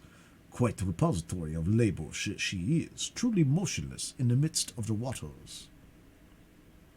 "Tomorrow," said the captain, rising, "Tomorrow, at 20 minutes to 3 p.m., the Nautilus shall float and leave the Strait of Torres uninjured." Having curtly pronounced these words, Captain Nemo bowed slightly. This was to dismiss me, and I went back to my room. There I found Conseil, who wished to know the result of my interview with the captain. "My boy," said I, "when I feigned to believe that this Nautilus was threatened by the natives of Papua, the captain answered me very sarcastically, 'I have but one thing to say to you. Have confidence in him and go to sleep in peace.' Have you no need of more services, sir?" "No, my friend. Where is Ned Land doing?" "If you please, excuse me, sir," answered Conseil. "Friend Ned is busy making a kangaroo pie, which would be a marvel." I remained alone and went to bed, but slept indifferently. I heard the noise of the savages who stamped on the platform, uttering deafening cries. The night passed thus without disturbing the ordinary repose of the crew. The presence of these cannibals affected them no more than the soldiers of a masked battery care for the ants that crawl over its front. At 6 a.m, I rose. Hatches had not been opened, the inner air was not renewed, but the reservoirs, filled ready for any emergency, were now resorted to, and discharged several cubic feet of oxygen into the exhausted atmosphere of the Nautilus. I worked in my room till noon without having seen Captain Nemo even for an instant. On board, no preparations for departure were visible. I waited still some time, then went into the large saloon. The clock marked 2:30. In 10 minutes it would be high tide, and Captain Nemo had not made a rash promise. The Nautilus would be immediately detached. If not, many months would pass ere she would leave her bed of coral. However, some warning vibrations began to be felt in the vessel. I heard the keel grating against the rough calcareous bottom of the coral reef. At 5:20 to 3, Captain Nemo appeared in the saloon. "We are going to start," said he. "Ah," replied I. "I have given the order to open the hatches." "And the Papuans?" "The Papuans?" answered Captain Nemo, slightly shrugging his shoulders. "Would they not come inside the Nautilus?" "How?" "Only by leaping over the hatches you have opened." "Monsieur Ahanah," quietly answered Captain Nemo, "they will not enter the hatches of the Nautilus in that way, even if they were open." I looked at the captain. "You do not understand," said he. "Hardly." "Well, come and you will see." I directed my steps towards the central staircase. There Ned Land and Conseil were slyly watching some of the ship's crew who were opening the hatches, while cries of rage and fearful vociferations were sounded outside. The port lids were pulled down outside. 20 horrible faces appeared, but the first native who placed his hand on the stair rail, struck from behind by some invisible force, I know not what, fled, uttering the most fearful cries and making the wildest contortions. 10 of his companions followed him. He met with the same fate. Conseil was in ecstasy. Ned Land, carried away by his violent instincts, rushed onto the staircase, but the moment he seized the rail with both hands, he, in turn, was overthrown. "I am struck by a thunderbolt," cried he with an oath. This explained all. It was no rail, but a metallic cable charged with electricity from the deck communicating with the platform. Whoever touched it felt a powerful shock, and this shock would have been mortal if Captain Nemo had discharged into his conductor the whole force of the current. It might truly be said that between his assailants and himself, he had stretched a network of electricity which none could pass with impunity. Meanwhile, the exasperated Papuans had beaten a retreat, paralyzed with terror. As for us, half laughing, we consoled and rubbed the unfortunate Ned Land, who swore like one possessed. But at this moment, the Nautilus, raised by the last waves of the tide, quitted her coral bed exactly at the 14th minute fixed by the captain. Her screws swept the water slowly and majestically. Her speed increased gradually, and sailing on the surface of the ocean, she quitted safe and sound the dangerous passes of the Straits of Taurus. End of chapter 21.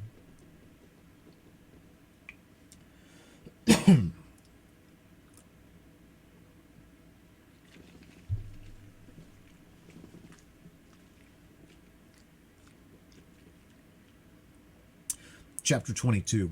Aigri Somnia. The following day, 10th of January, the Nautilus continued her course between two seas, but with such remarkable speed that I could not estimate it at less than 35 miles per hour. The rapidity of her screw was such that I could neither follow nor count its revolutions. When I reflected that this marvelous electric agent, after having afforded motion, heat, and light to the Nautilus, still protected her from outward attack and transformed her into an ark of safety which no profane hand might touch without being thunderstricken, my admiration was unbounded, and from the structure it extended to the engineer who had called it into existence. Excuse me. Our course was directed to the west, and on the 11th of January we doubled Cape Wessel, situation in 135 degrees longitude and 10 degrees south latitude, which forms the east point of the Gulf of Carpentaria. The reefs were still numerous, but more equalized and marked on the chart with extreme precision. The Nautilus easily avoided the breakers of Money to port and Victoria reefs to starboard, placed at 130 degrees longitude and on the 10th parallel, which we strictly followed. On the 13th of January, Captain Nemo arrived in the Sea of Timor and recognized the island of that name in 122 degrees longitude. From this point, the direction of the Nautilus inclined towards southwest. Her head was set for the Indian Ocean. Where would the fancy of Captain Nemo carry us next? Would he return to the coast of Asia, or would he approach again the shores of Europe? Improbable conjectures both to a man who fled from inhabited continents. Then would he descend to the south? Was he going to double the Cape of Good Hope, then Cape Horn, and finally go as far as the Antarctic Pole? Would he come back at last to the Pacific, where his Nautilus could sail free and independently? Time would show.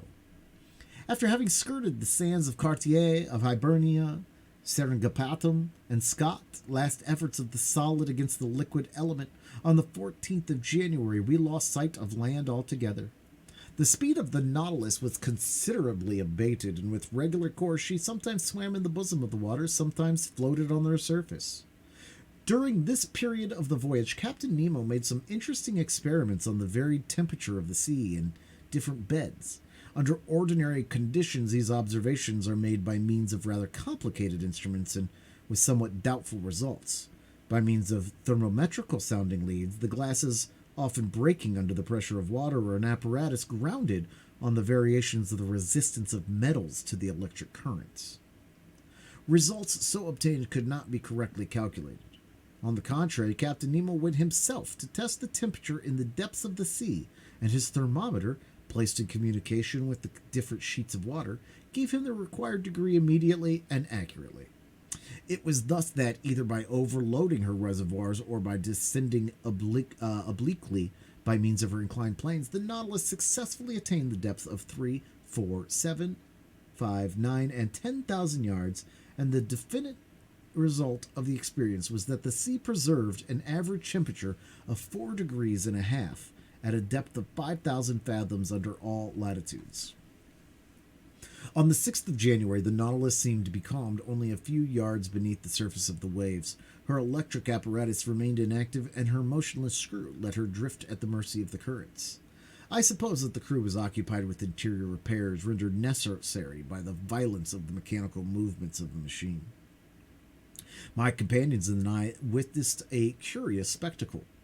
The hatches of the saloon were open, and as the beacon of light of the Nautilus was not in action, a dim obscurity reigned in the midst of the waters.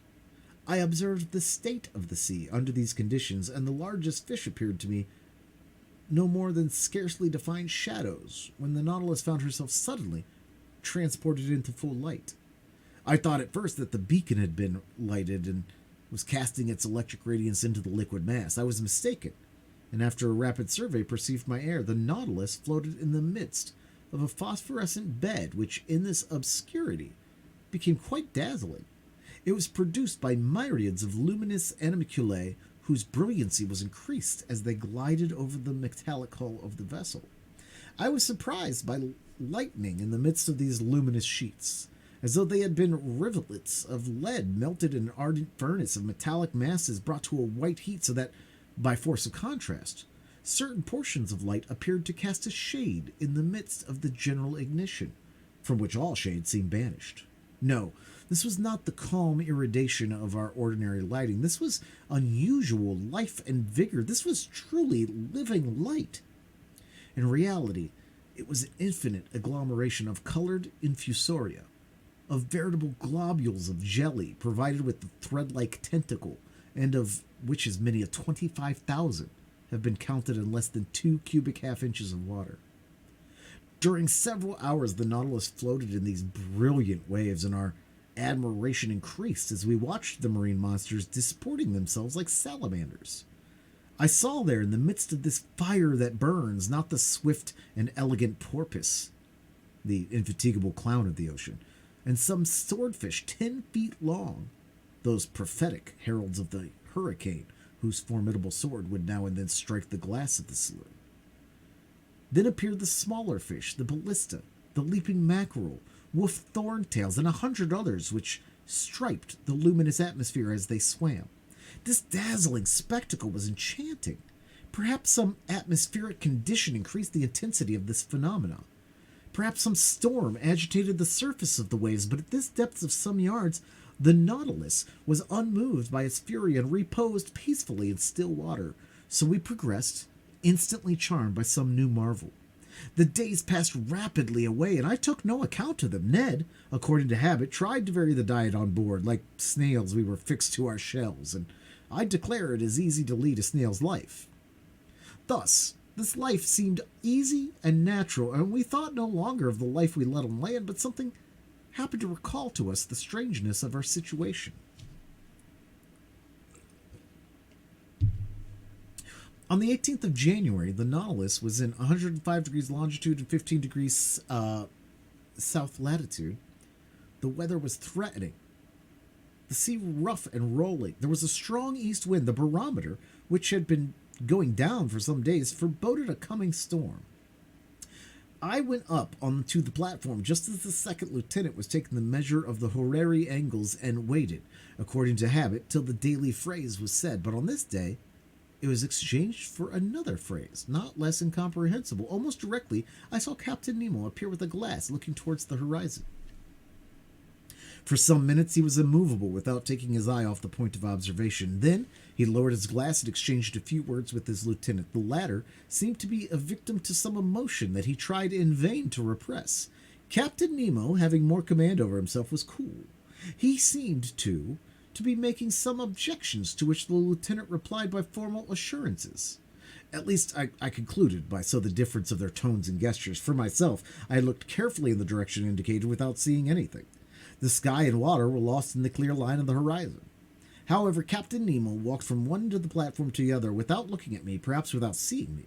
His step was firm, but less regular than usual. He stopped sometimes, crossed his arms, and observed the sea.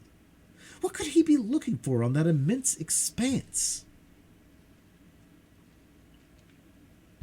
The Nautilus was then some hundreds of miles from the nearest coast.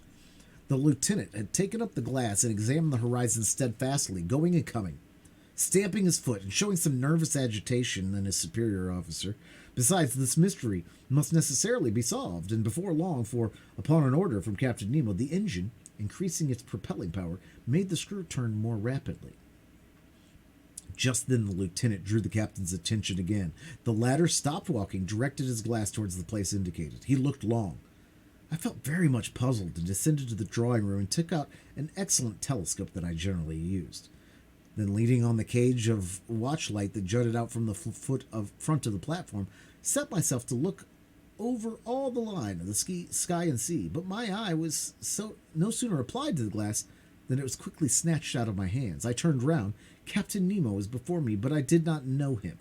His face was transfigured, his eyes flashed suddenly, his teeth were set, his stiff body, clenched fists, and head sunk between his shoulders betrayed the violent agitation that pervaded his whole frame. He did not move. My glass, fallen from his hands, had rolled at his feet.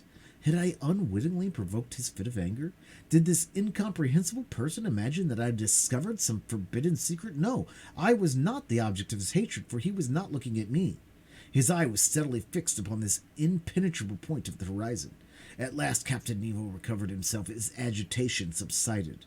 He addressed some words in a foreign language to his lieutenant and then turned to me. Monsieur Ahana, he said in a rather imperious tone, I require you to keep one of the conditions that binds you to me. What is it, Captain? You must be confined with your companions until I think fit to release you. You are the master, I replied, looking steadily at him. But may I ask you one question? None, sir. That was no resisting this imperious command. It would have been useless. I went down to the cabin occupied by Ned Land and Conseil and told him the captain's determination. You may judge how this communication was received by the Canadian. But there was no time for altercation. 4 of the crew waited at the door and conducted us to the cell where we had passed our first night on board the Nautilus. Ned Land would have remonstrated, but the door was shut upon him.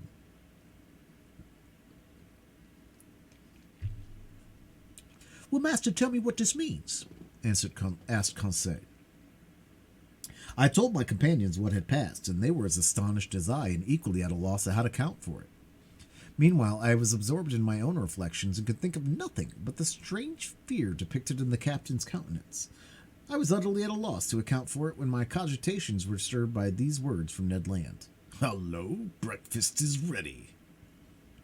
And indeed the table was laid. Evidently Captain Nemo had given this order at the same time that he had hastened the speed of the Nautilus. Will master permit me to make a recommendation?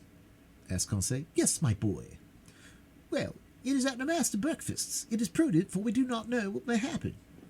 You are right, Conseil. Unfortunately, said Ned Land, they have only given us the ship's fare. Friend Ned, asked Conseil, what would you have said that if the breakfast had been entirely forgotten? This argument cut short the harpooner's recommendations. We sat down to table, the meal eaten in silence, but just then the luminous globe that lighted the sill went out and left us in total darkness. Ned Land was soon asleep, and what astonished me was that Conseil went off into a heavy slumber. I was thinking what could have caused this irresistible drowsiness when I felt my brain becoming stupefied. In spite of my efforts to keep my eyes open, they would close. A painful suspicion seized me. Evidently, soporific substances had been mixed with the food we had just taken. Imprisonment was not enough to conceal Captain Nemo's projects from us. Sleep was more necessary. I then heard the panels shut. The undulations of the sea, which caused a slight rolling motion, ceased. Had the Nautilus quitted the surface of the ocean? Had it gone back to the motionless bed of water? I tried to resist sleep, but it was impossible. My breathing grew weak. I felt a mortal cold freeze my stiffened and half-paralyzed limbs. My eyelids, like leaden caps, fell over my eyes. I could not raise them. A morbid sleep, full of hallucinations, bereft me of my being. Then the visions disappeared and left me in complete insensibility. End of chapter 22.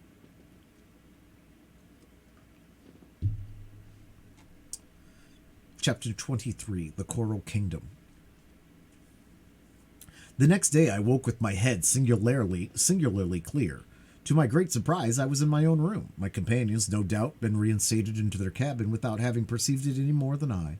Of what had passed during the night, that they were ignorant as I was, and to penetrate this mystery I only reckoned upon the chances of the future. I then thought of quitting my room. Was I free again, or a prisoner? Quite free. I opened the door, went to the half-deck, went up to the central stairs. The panels, shut the evening before, were open. I went onto the platform. Ned Land and Conseil waited there for me. I questioned them. They knew nothing. Lost in a heavy sleep in which they had been totally unconsciousness, they had been astonished at finding themselves in their cabin. As for the Nautilus, it seemed quiet and mysterious as ever. Floated on the surface of the waves at a moderate pace, nothing seemed changed on board. The second lieutenant then came onto the platform and gave the usual order below. As for Captain Nemo, he did not appear. Of the people on board, I only saw the impassive steward, who served me with his usual dull regularity. At 2 o'clock, I saw in the drawing room, busied in arranging my notes, when the captain opened the door and appeared. I bowed. He made a slight inclination in return without speaking. I resumed my work, hoping he would perhaps give me some explanation of the events of the preceding night. He made none. I looked at him. He seemed fatigued. His heavy eyes had not been refreshed by sleep. His face looked very sorrowful. He walked to and fro, sat down, and got up again, took a chance book, put it down, consulted his instruments without taking his habitual notes, and seemed restless and uneasy. At last he came up to me and said, "Are you a doctor, Monsieur Ahana?" I so little expected such a question that I stared at him a time without answering. "Are you a doctor? Several of your colleagues have studied medicine." "Well," said I, "I'm a doctor and resident surgeon to the hospital. I practiced several years before entering the museum." "Very well, sir."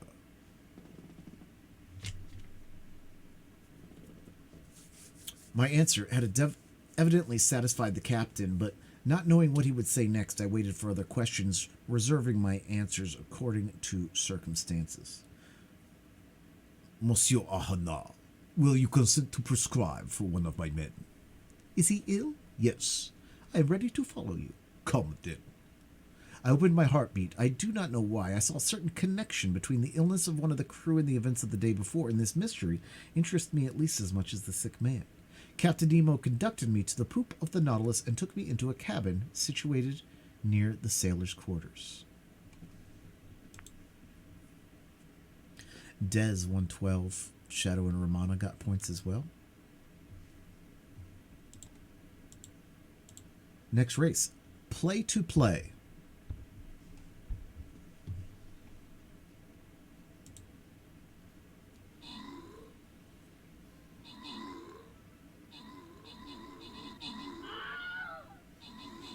Get them in, get them on, if you'd like to.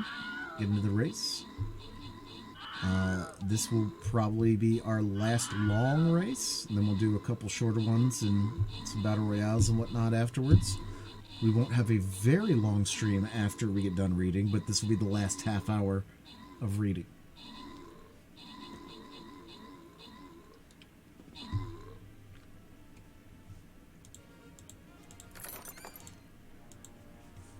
Two minutes going up on the clock, and we are on to a loyalty gold chest for the stream raiders. A loyalty gold chest.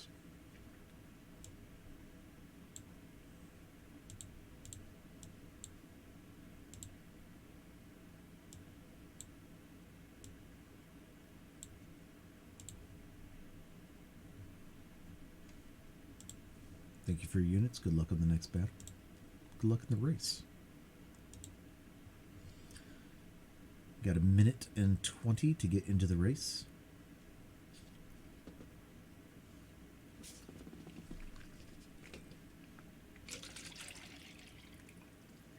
Probably going to read for about 20 to 30 minutes. We'll see what happens. Probably about 20 minutes maybe. I don't know. Captain Nemo conducted me to the poop of the Nautilus and took me into a cabin situated near the sailors' quarters. There, on a bed, lay a man about 40 years of age, with a resolute expression of countenance, a true type of an Anglo-Saxon. I leaned over him. He was not only ill, he was wounded. His head, swathed in bandages covered with blood, lay on a pillow. I undid the bandages, and the wounded man looked at me with large eyes and gave no sign of pain as I did it. It was a horrible wound. The skull, shattered by some deadly weapon, left the brain exposed, which is much injured. Clots of blood had formed in the bruised and broken mass in color like the dregs of wine. There was both contusion and suffusion of the brain. His breathing was slow, and some spasmodic movements of the muscles agitated his face. I felt his pulse. It was intermittent. The extremities of the body were growing cold already, and I saw death must inevitably ensue. After dressing the unfortunate man's wounds, I readjusted the bandages of the head and turned to Captain Nemo. "What caused this wound?" "What does it signify?" he replied evasively. "A shock has broken one of the levers of the engine which struck myself, but your opinion as to his state?" I hesitated before giving it.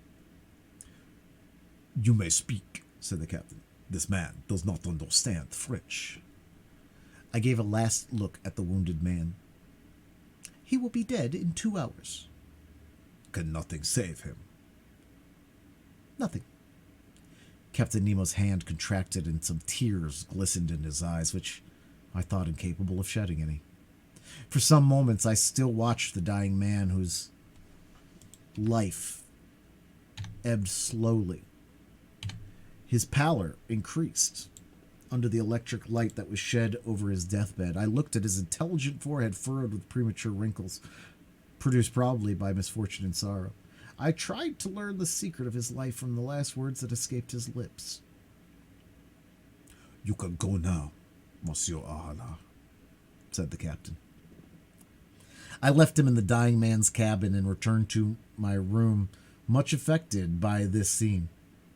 During the whole day I was haunted by uncomfortable suspicions, and at night I slept badly, and between my broken dreams I fancied I'd heard distant sighs like the notes of a funeral psalm. Were they the prayers of the dead, murmured in that language that I could not understand?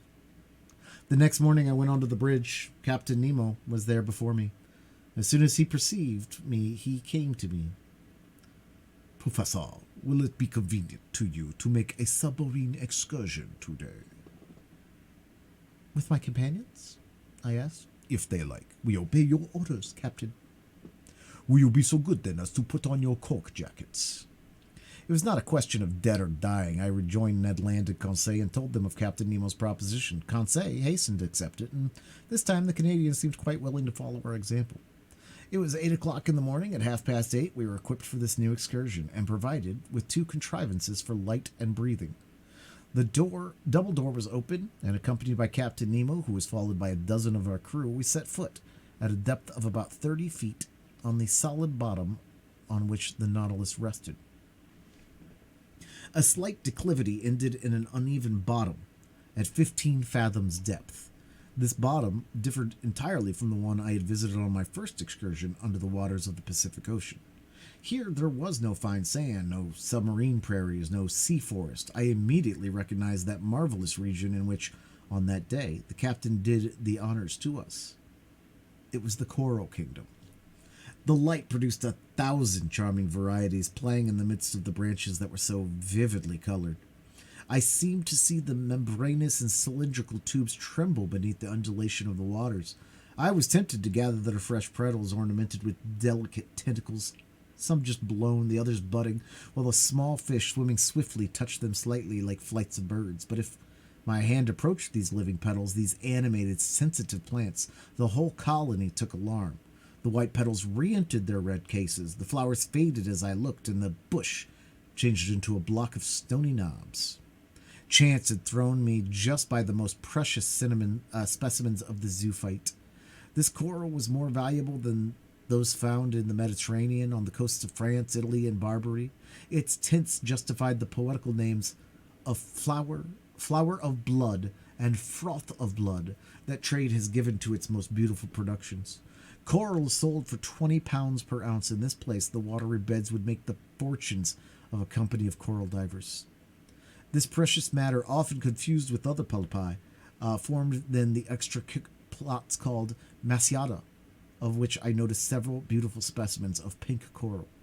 But soon the bushes contract and the arborizations increase. Real petrified thickets, long joints of fantastic architecture were disclosed before us. Captain Nemo placed himself under a dark gallery where, by a slight declivity, we reached a depth of 100 yards. The light from our lamps produced sometimes magical effects, following the rough outlines of the natural arches and pendants, deposed like lustres that were tipped with points of fire.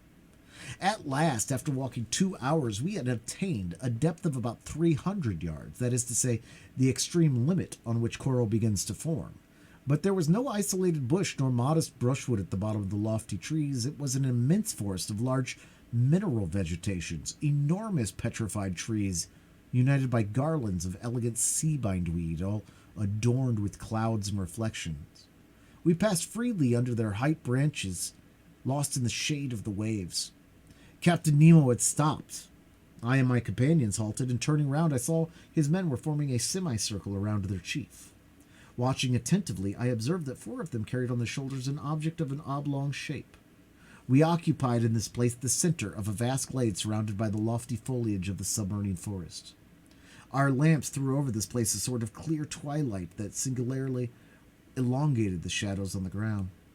At the end of the glade the darkness increased and was only relieved by the little sparks reflected by the points of coral. Ned Land and Conseil were near me. We watched, and I thought I was going to witness a strange scene. On observing the ground, I saw that it was raised in certain places by slight excrescences encrusted with limy deposits and deposed with a regularity that betrayed the hand of man. In the midst of the glade, on a pedestal of rocks piled up, stood a cross of coral that extended its long arms that one might have thought were made of petrified blood. Upon a sign from Captain Nemo, one of the men advanced, and at some feet from the cross he began to dig a hole with a pickaxe that he took from his belt. I understood all. This glade was a cemetery, this hole a tomb, this oblong object the body of the man who had died in the night. The captain and his men had come to bury their companion in this general resting place at the bottom of this inaccessible ocean. The grave was being dug slowly. The fish fled on all sides while their retreat was being thus disturbed. I heard the strokes of the pickaxe which sparked where it hit upon the flint lost at the bottom of the waters. The hole was soon large enough and deep enough to receive the body. The bearers approached. The body, enveloped in the tissue of white linen, was lowered into the damp grave. Captain Nemo, with his arms crossed on his breast, and all the friends of him who loved them, knelt in prayer. The grave was then filled in with the rubbish taken from the ground, which formed a slight mound.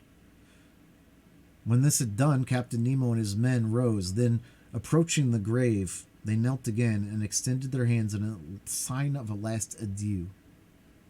Then the funeral procession returned to the Nautilus, passing under the arches of the forest in the midst of thickets, along the coral bushes, and still on the ascent. At last the light of the ship appeared, and on a luminous track guided us to the Nautilus. At 1 o'clock we had returned. As soon as I had changed my clothes, I went up to the platform and, a prey to conflicting emotions, I sat down near the binnacle. Captain Nemo joined me. I rose and said to him, "So, as I said he would, this man died in the night?" Yes, Monsieur Arana. "And he rests now, near his companions, in the coral cemetery?" Yes. Forgotten by all else, but not by us. We dug the grave, and the polypi undertake to seal our dead for eternity. And burying his face quickly in his hands, he tried in vain to suppress a sob, then added, "Our peaceful cemetery is there, some 100 feet beneath the surface of the waves." "Your dead sleep quietly at last, Captain, out of the reach of sharks." "Yes, sir, of sharks and the men," gravely replied the captain. End of part 1.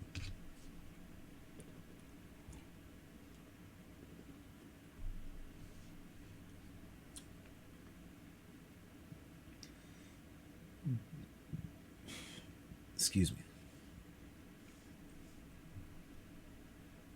Part 2, Chapter 1, The Indian Ocean. We come now to the second part of our journey under the sea. The first ended with the moving scene in the coral cemetery, which left such a deep impression on my mind. Thus, in the midst of this great sea, Captain Nemo's life was passing, even to his grave, which he had prepared in one of its deepest abysses. There, not one of the ocean's monsters could trouble his last sleep at the crew of the Nautilus. of those friends riveted to each other in death as in life? Nor any man either, had added the captain, still the same fierce, implacable defiance towards human society. I could no longer content myself with the theory which satisfied Conseil. That worthy fellow persisted in seeing the commander of the Nautilus one of those unknown savants who returned mankind contempt for indifference. For him, he was a misunderstood genius who, tired of Earth's deceptions, had taken refuge in this inaccessible medium where he might follow his instincts freely. To my mind, this explains but one side of Captain Nemo's character. Indeed, the mystery of that last night during which we had been chained in prison, the sleep, and the precaution so violently taken by the captain of snatching from my eyes the glass I had raised to sweep the horizon, the mortal wounds of the man due to the uncountable shock of the Nautilus, all put me on a new track. No, Captain Nemo was not satisfied with shunning man. His formidable apparatus not only suited his instinct of freedom, but perhaps also the design of some terrible retaliation. At this moment, nothing is clear to me. I catch but a glimpse of light amidst all the darkness, and I must confine myself to writing it as events shall dictate. That day, 24th of January, 1868, at noon, the second officer came to take the altitude of the sun. I mounted the platform, lit a cigar, and watched the operation. It seemed to me that the man did not understand French, for several times I made remarks in a loud voice, which must have drawn from him some involuntary sign of attention if he had understood them, but he remained undisturbed, and dumb. As he was taking observations with the sextant, one of the sailors of the Nautilus, the strong man, who had accompanied us on our first submarine excursion to the island of Crespo, came to clean the glasses of the lantern. I examined the fittings of the apparatus, the strength of which increased 100-fold by lenticular rings, placed similar to those in a lighthouse, and which projected their brilliance in a horizontal plane. The electric lamp was combined in such a way as to give its most powerful light. Indeed, it produced in vacuo, which inspired both its steadiness and its intensity. This vacuum economized the graphite points between which the luminous arc was developed. An important point of economy for Captain Nemo, who could not easily have replaced them, and under these conditions their waste was imperceptible. When the Nautilus was ready to continue its submarine journey, I went down to the saloon. The panel was closed, and the course marked direct west. We were furrowing the waters of the Indian Ocean, a vast liquid plain with a surface of 1,200,000 of acres, and whose water are so clear and transparent that any one of them would turn giddy. The Nautilus usually floated between 50 and 100 fathoms deep. We went on for some days. To anyone but myself, who had a great love for the sea, the hours would have seemed long and monotonous, but the daily walks on the platform, which I steeped myself in the reviving air of the ocean, the sight of the rich waters through the windows of the saloon, the books in the library, the compiling of my memoirs took up all my time and left me not a moment of ennui or weariness. Romana, this will be in VODs. You'll be able to rewatch the VOD if you want, and I will upload it sometime this week to YouTube, where eventually I will trim them down. I'm not really good at that part yet. I haven't gotten there, but I'm putting them up on our YouTube channel, and that's all that is on the YouTube channel. And there's a link to that in Discord.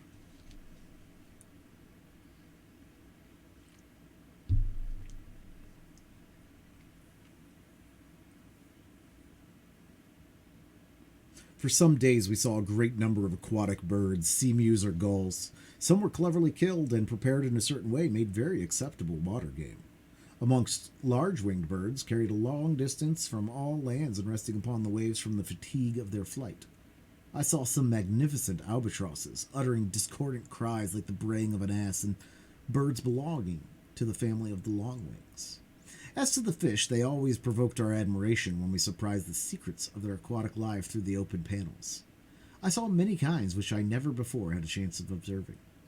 I shall notice chiefly Austrasians peculiar to the Red Sea, the Indian Ocean, and that part which washes the coast of tropical America. These fishes, like the tortoise, the armadillo, the sea hedgehog, and the crustacea, are protected by a breastplate, which is neither chalky nor stony, but real bone. In some places, it takes the form of a solid triangle, in others, a solid quadrangle. Amongst these triangular, I saw an inch and a half in length, with wholesome flesh and delicious flavor. They are brown at the tail and yellow at the fins, and I recommend their introduction into fresh water, to which a certain number of sea fish easily accustom themselves. I would also mention quadrangular crustaceans, having on the back 4 large tubercles, some dotted over with white spots over the lower part of the body, which may be tamed like birds. Trigons, provided with spikes forming the length of their bony shell, and which, from their strange gruntings, are called sea pigs. Also dromedaries with large humps in the shape of a cone, whose flesh is very tough and leathery. I now borrow from the daily notes of Master Conseil certain fish of the genus Pitrodon, peculiar to those seas, with red backs, white chests, which are indistinguishable by 3 rows of longitudinal filaments, some electrical 7 inches long, decked in the liveliest colors. Then, as specimens of other kinds, some ovoids, resembling an egg of a dark brown color, marked with white bands and without tails. Diodons, real sea porcupines, furnished with spikes and capable of swelling in such a way to look like cushions bristling with darts. Hippocampi, common to every ocean, and some pegasi, with lengthened snouts, with their pectoral fins, being much elongated and formed in the shape of wings, allow, if not to fly, at least to shoot into the air. Pigeon spatulae, with tails covered with many rings of shell. Macrognathi, with long jaws, and excellent fish, 9 inches long and bright with most agreeable colors. Pale-colored calliamores, with rugged heads, and plenty of chapons, with long and tubular muscles, which kill insects by shooting them as from an air gun with a single drop of water. These we may call the flycatchers of the seas. In the 89th genus of fishes, classed by Lacipede, belonging to the second lower class of bony, characterized by opercules and bronchial membranes, I remarked the Scarpinae, the head of which is furnished with spikes, and which has but 1 dorsal fin. Those creatures are covered, or not, with little shells, according to the subclass to which they belong. The second subclass gives us specimens of didactyls, 14 or 15 inches in length, with yellow rays and heads of the most fantastic appearance. As to the first subclass, it gives several specimens of that singular-looking fish appropriately called a sea frog, with large head, sometimes pierced with holes, and sometimes swollen with protuberances, bristling with spikes and covered with tubercles. It has irregular and hideous horns. Its body and tail are covered with calicites. Its sting makes a dangerous wound. It is both repugnant and horrible to look at.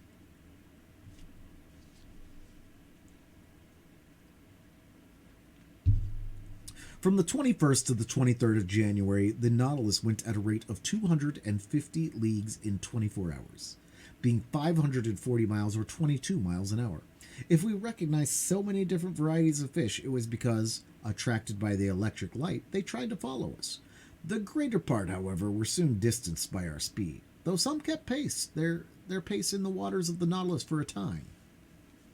The morning of the 24th, in 12 degrees 5 minutes south latitude and 94 degrees 33 minutes longitude, we observed Keeling Island, a coral formation planted with magnificent cocos, and which had been visited by Mr. Darwin and Captain Fitzroy. The Nautilus skirted the shores of this desert island for a little distance. Its nets brought up numerous specimens of polypi and curious shells of mollusca. Some precious productions of the species of Delphinulae enriched the treasures of Captain Nemo, to which I added an Astraea punctifera, a kind of parasite polypus, often fixed to a shell. Soon Keeling Island disappeared from the horizon, and our course was directed to the northwest in the direction of the Indian Peninsula. From Keeling Island, our course was slower and more variable, often taking us into great depths. Several times they made use of the inclined planes, which certain internal levels placed obliquely to the waterline. In that way we went about 2 miles, but without ever obtaining the greatest depth of the Indian Sea, which surroundings of 7,000 fathoms have never reached. As to the temperature of the lower strata, the thermometer invariably indicated 4 degrees above zero. I only observed that in the upper regions the water were always colder in the high levels than at the surface of the sea. On the 25th of January, the ocean was entirely deserted. The Nautilus passed the day on the surface, beating the waves with its powerful screw, and making them rebound to a great height. Who, under such circumstances, would not have taken it for a gigantic cetacean? 3 parts of this day I spent on the platform. I watched the sea. Nothing on the horizon till about 4 o'clock. A steamer running west of our encounter. Her masts were visible for an instant, but she could not see the Nautilus, being too low in the water. I fancied the steamboat belonged to the P.O. Company, which runs from Ceylon to Sydney, touching at King George's Point and Melbourne.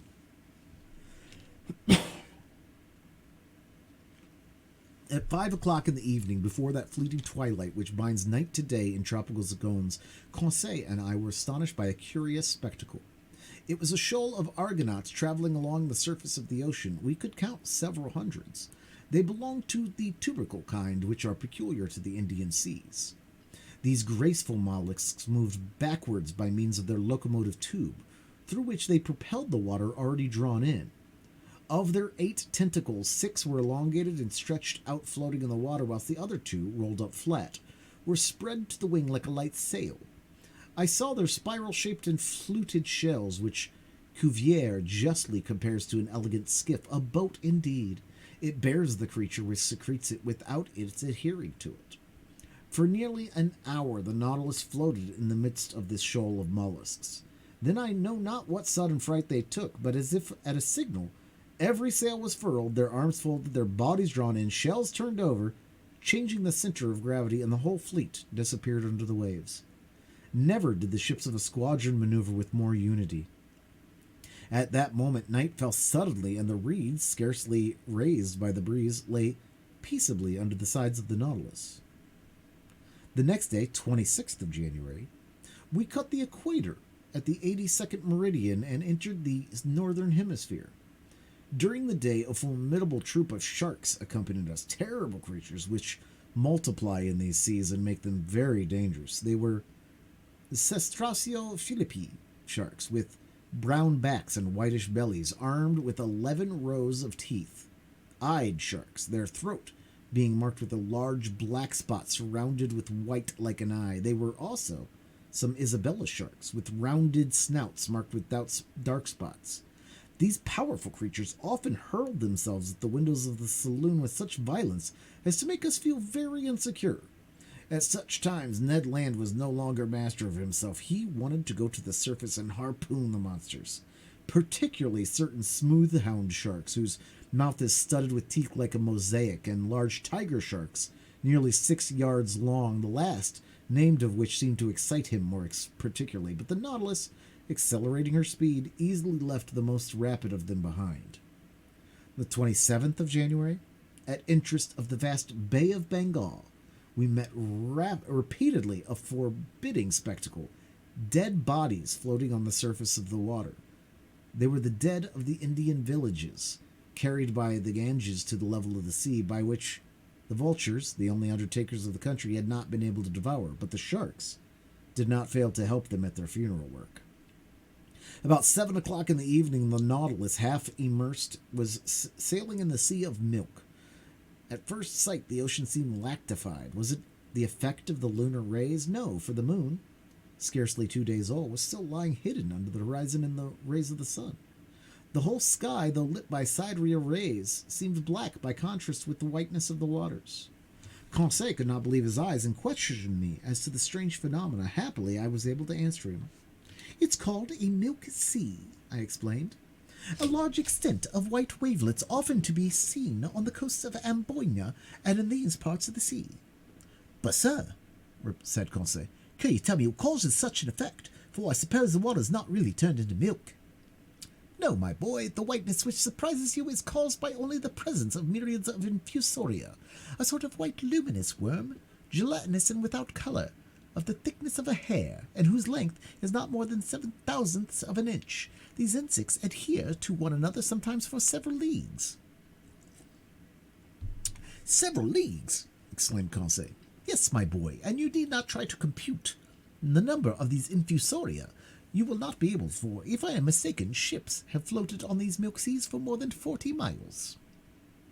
Towards midnight, the sea suddenly resumed its usual color, but behind us, even to the limits of the horizon, the sky reflected the whitened waves and for a long time seemed impregnated with the vague glimmerings of an aurora borealis. End of Part 2, Chapter 1.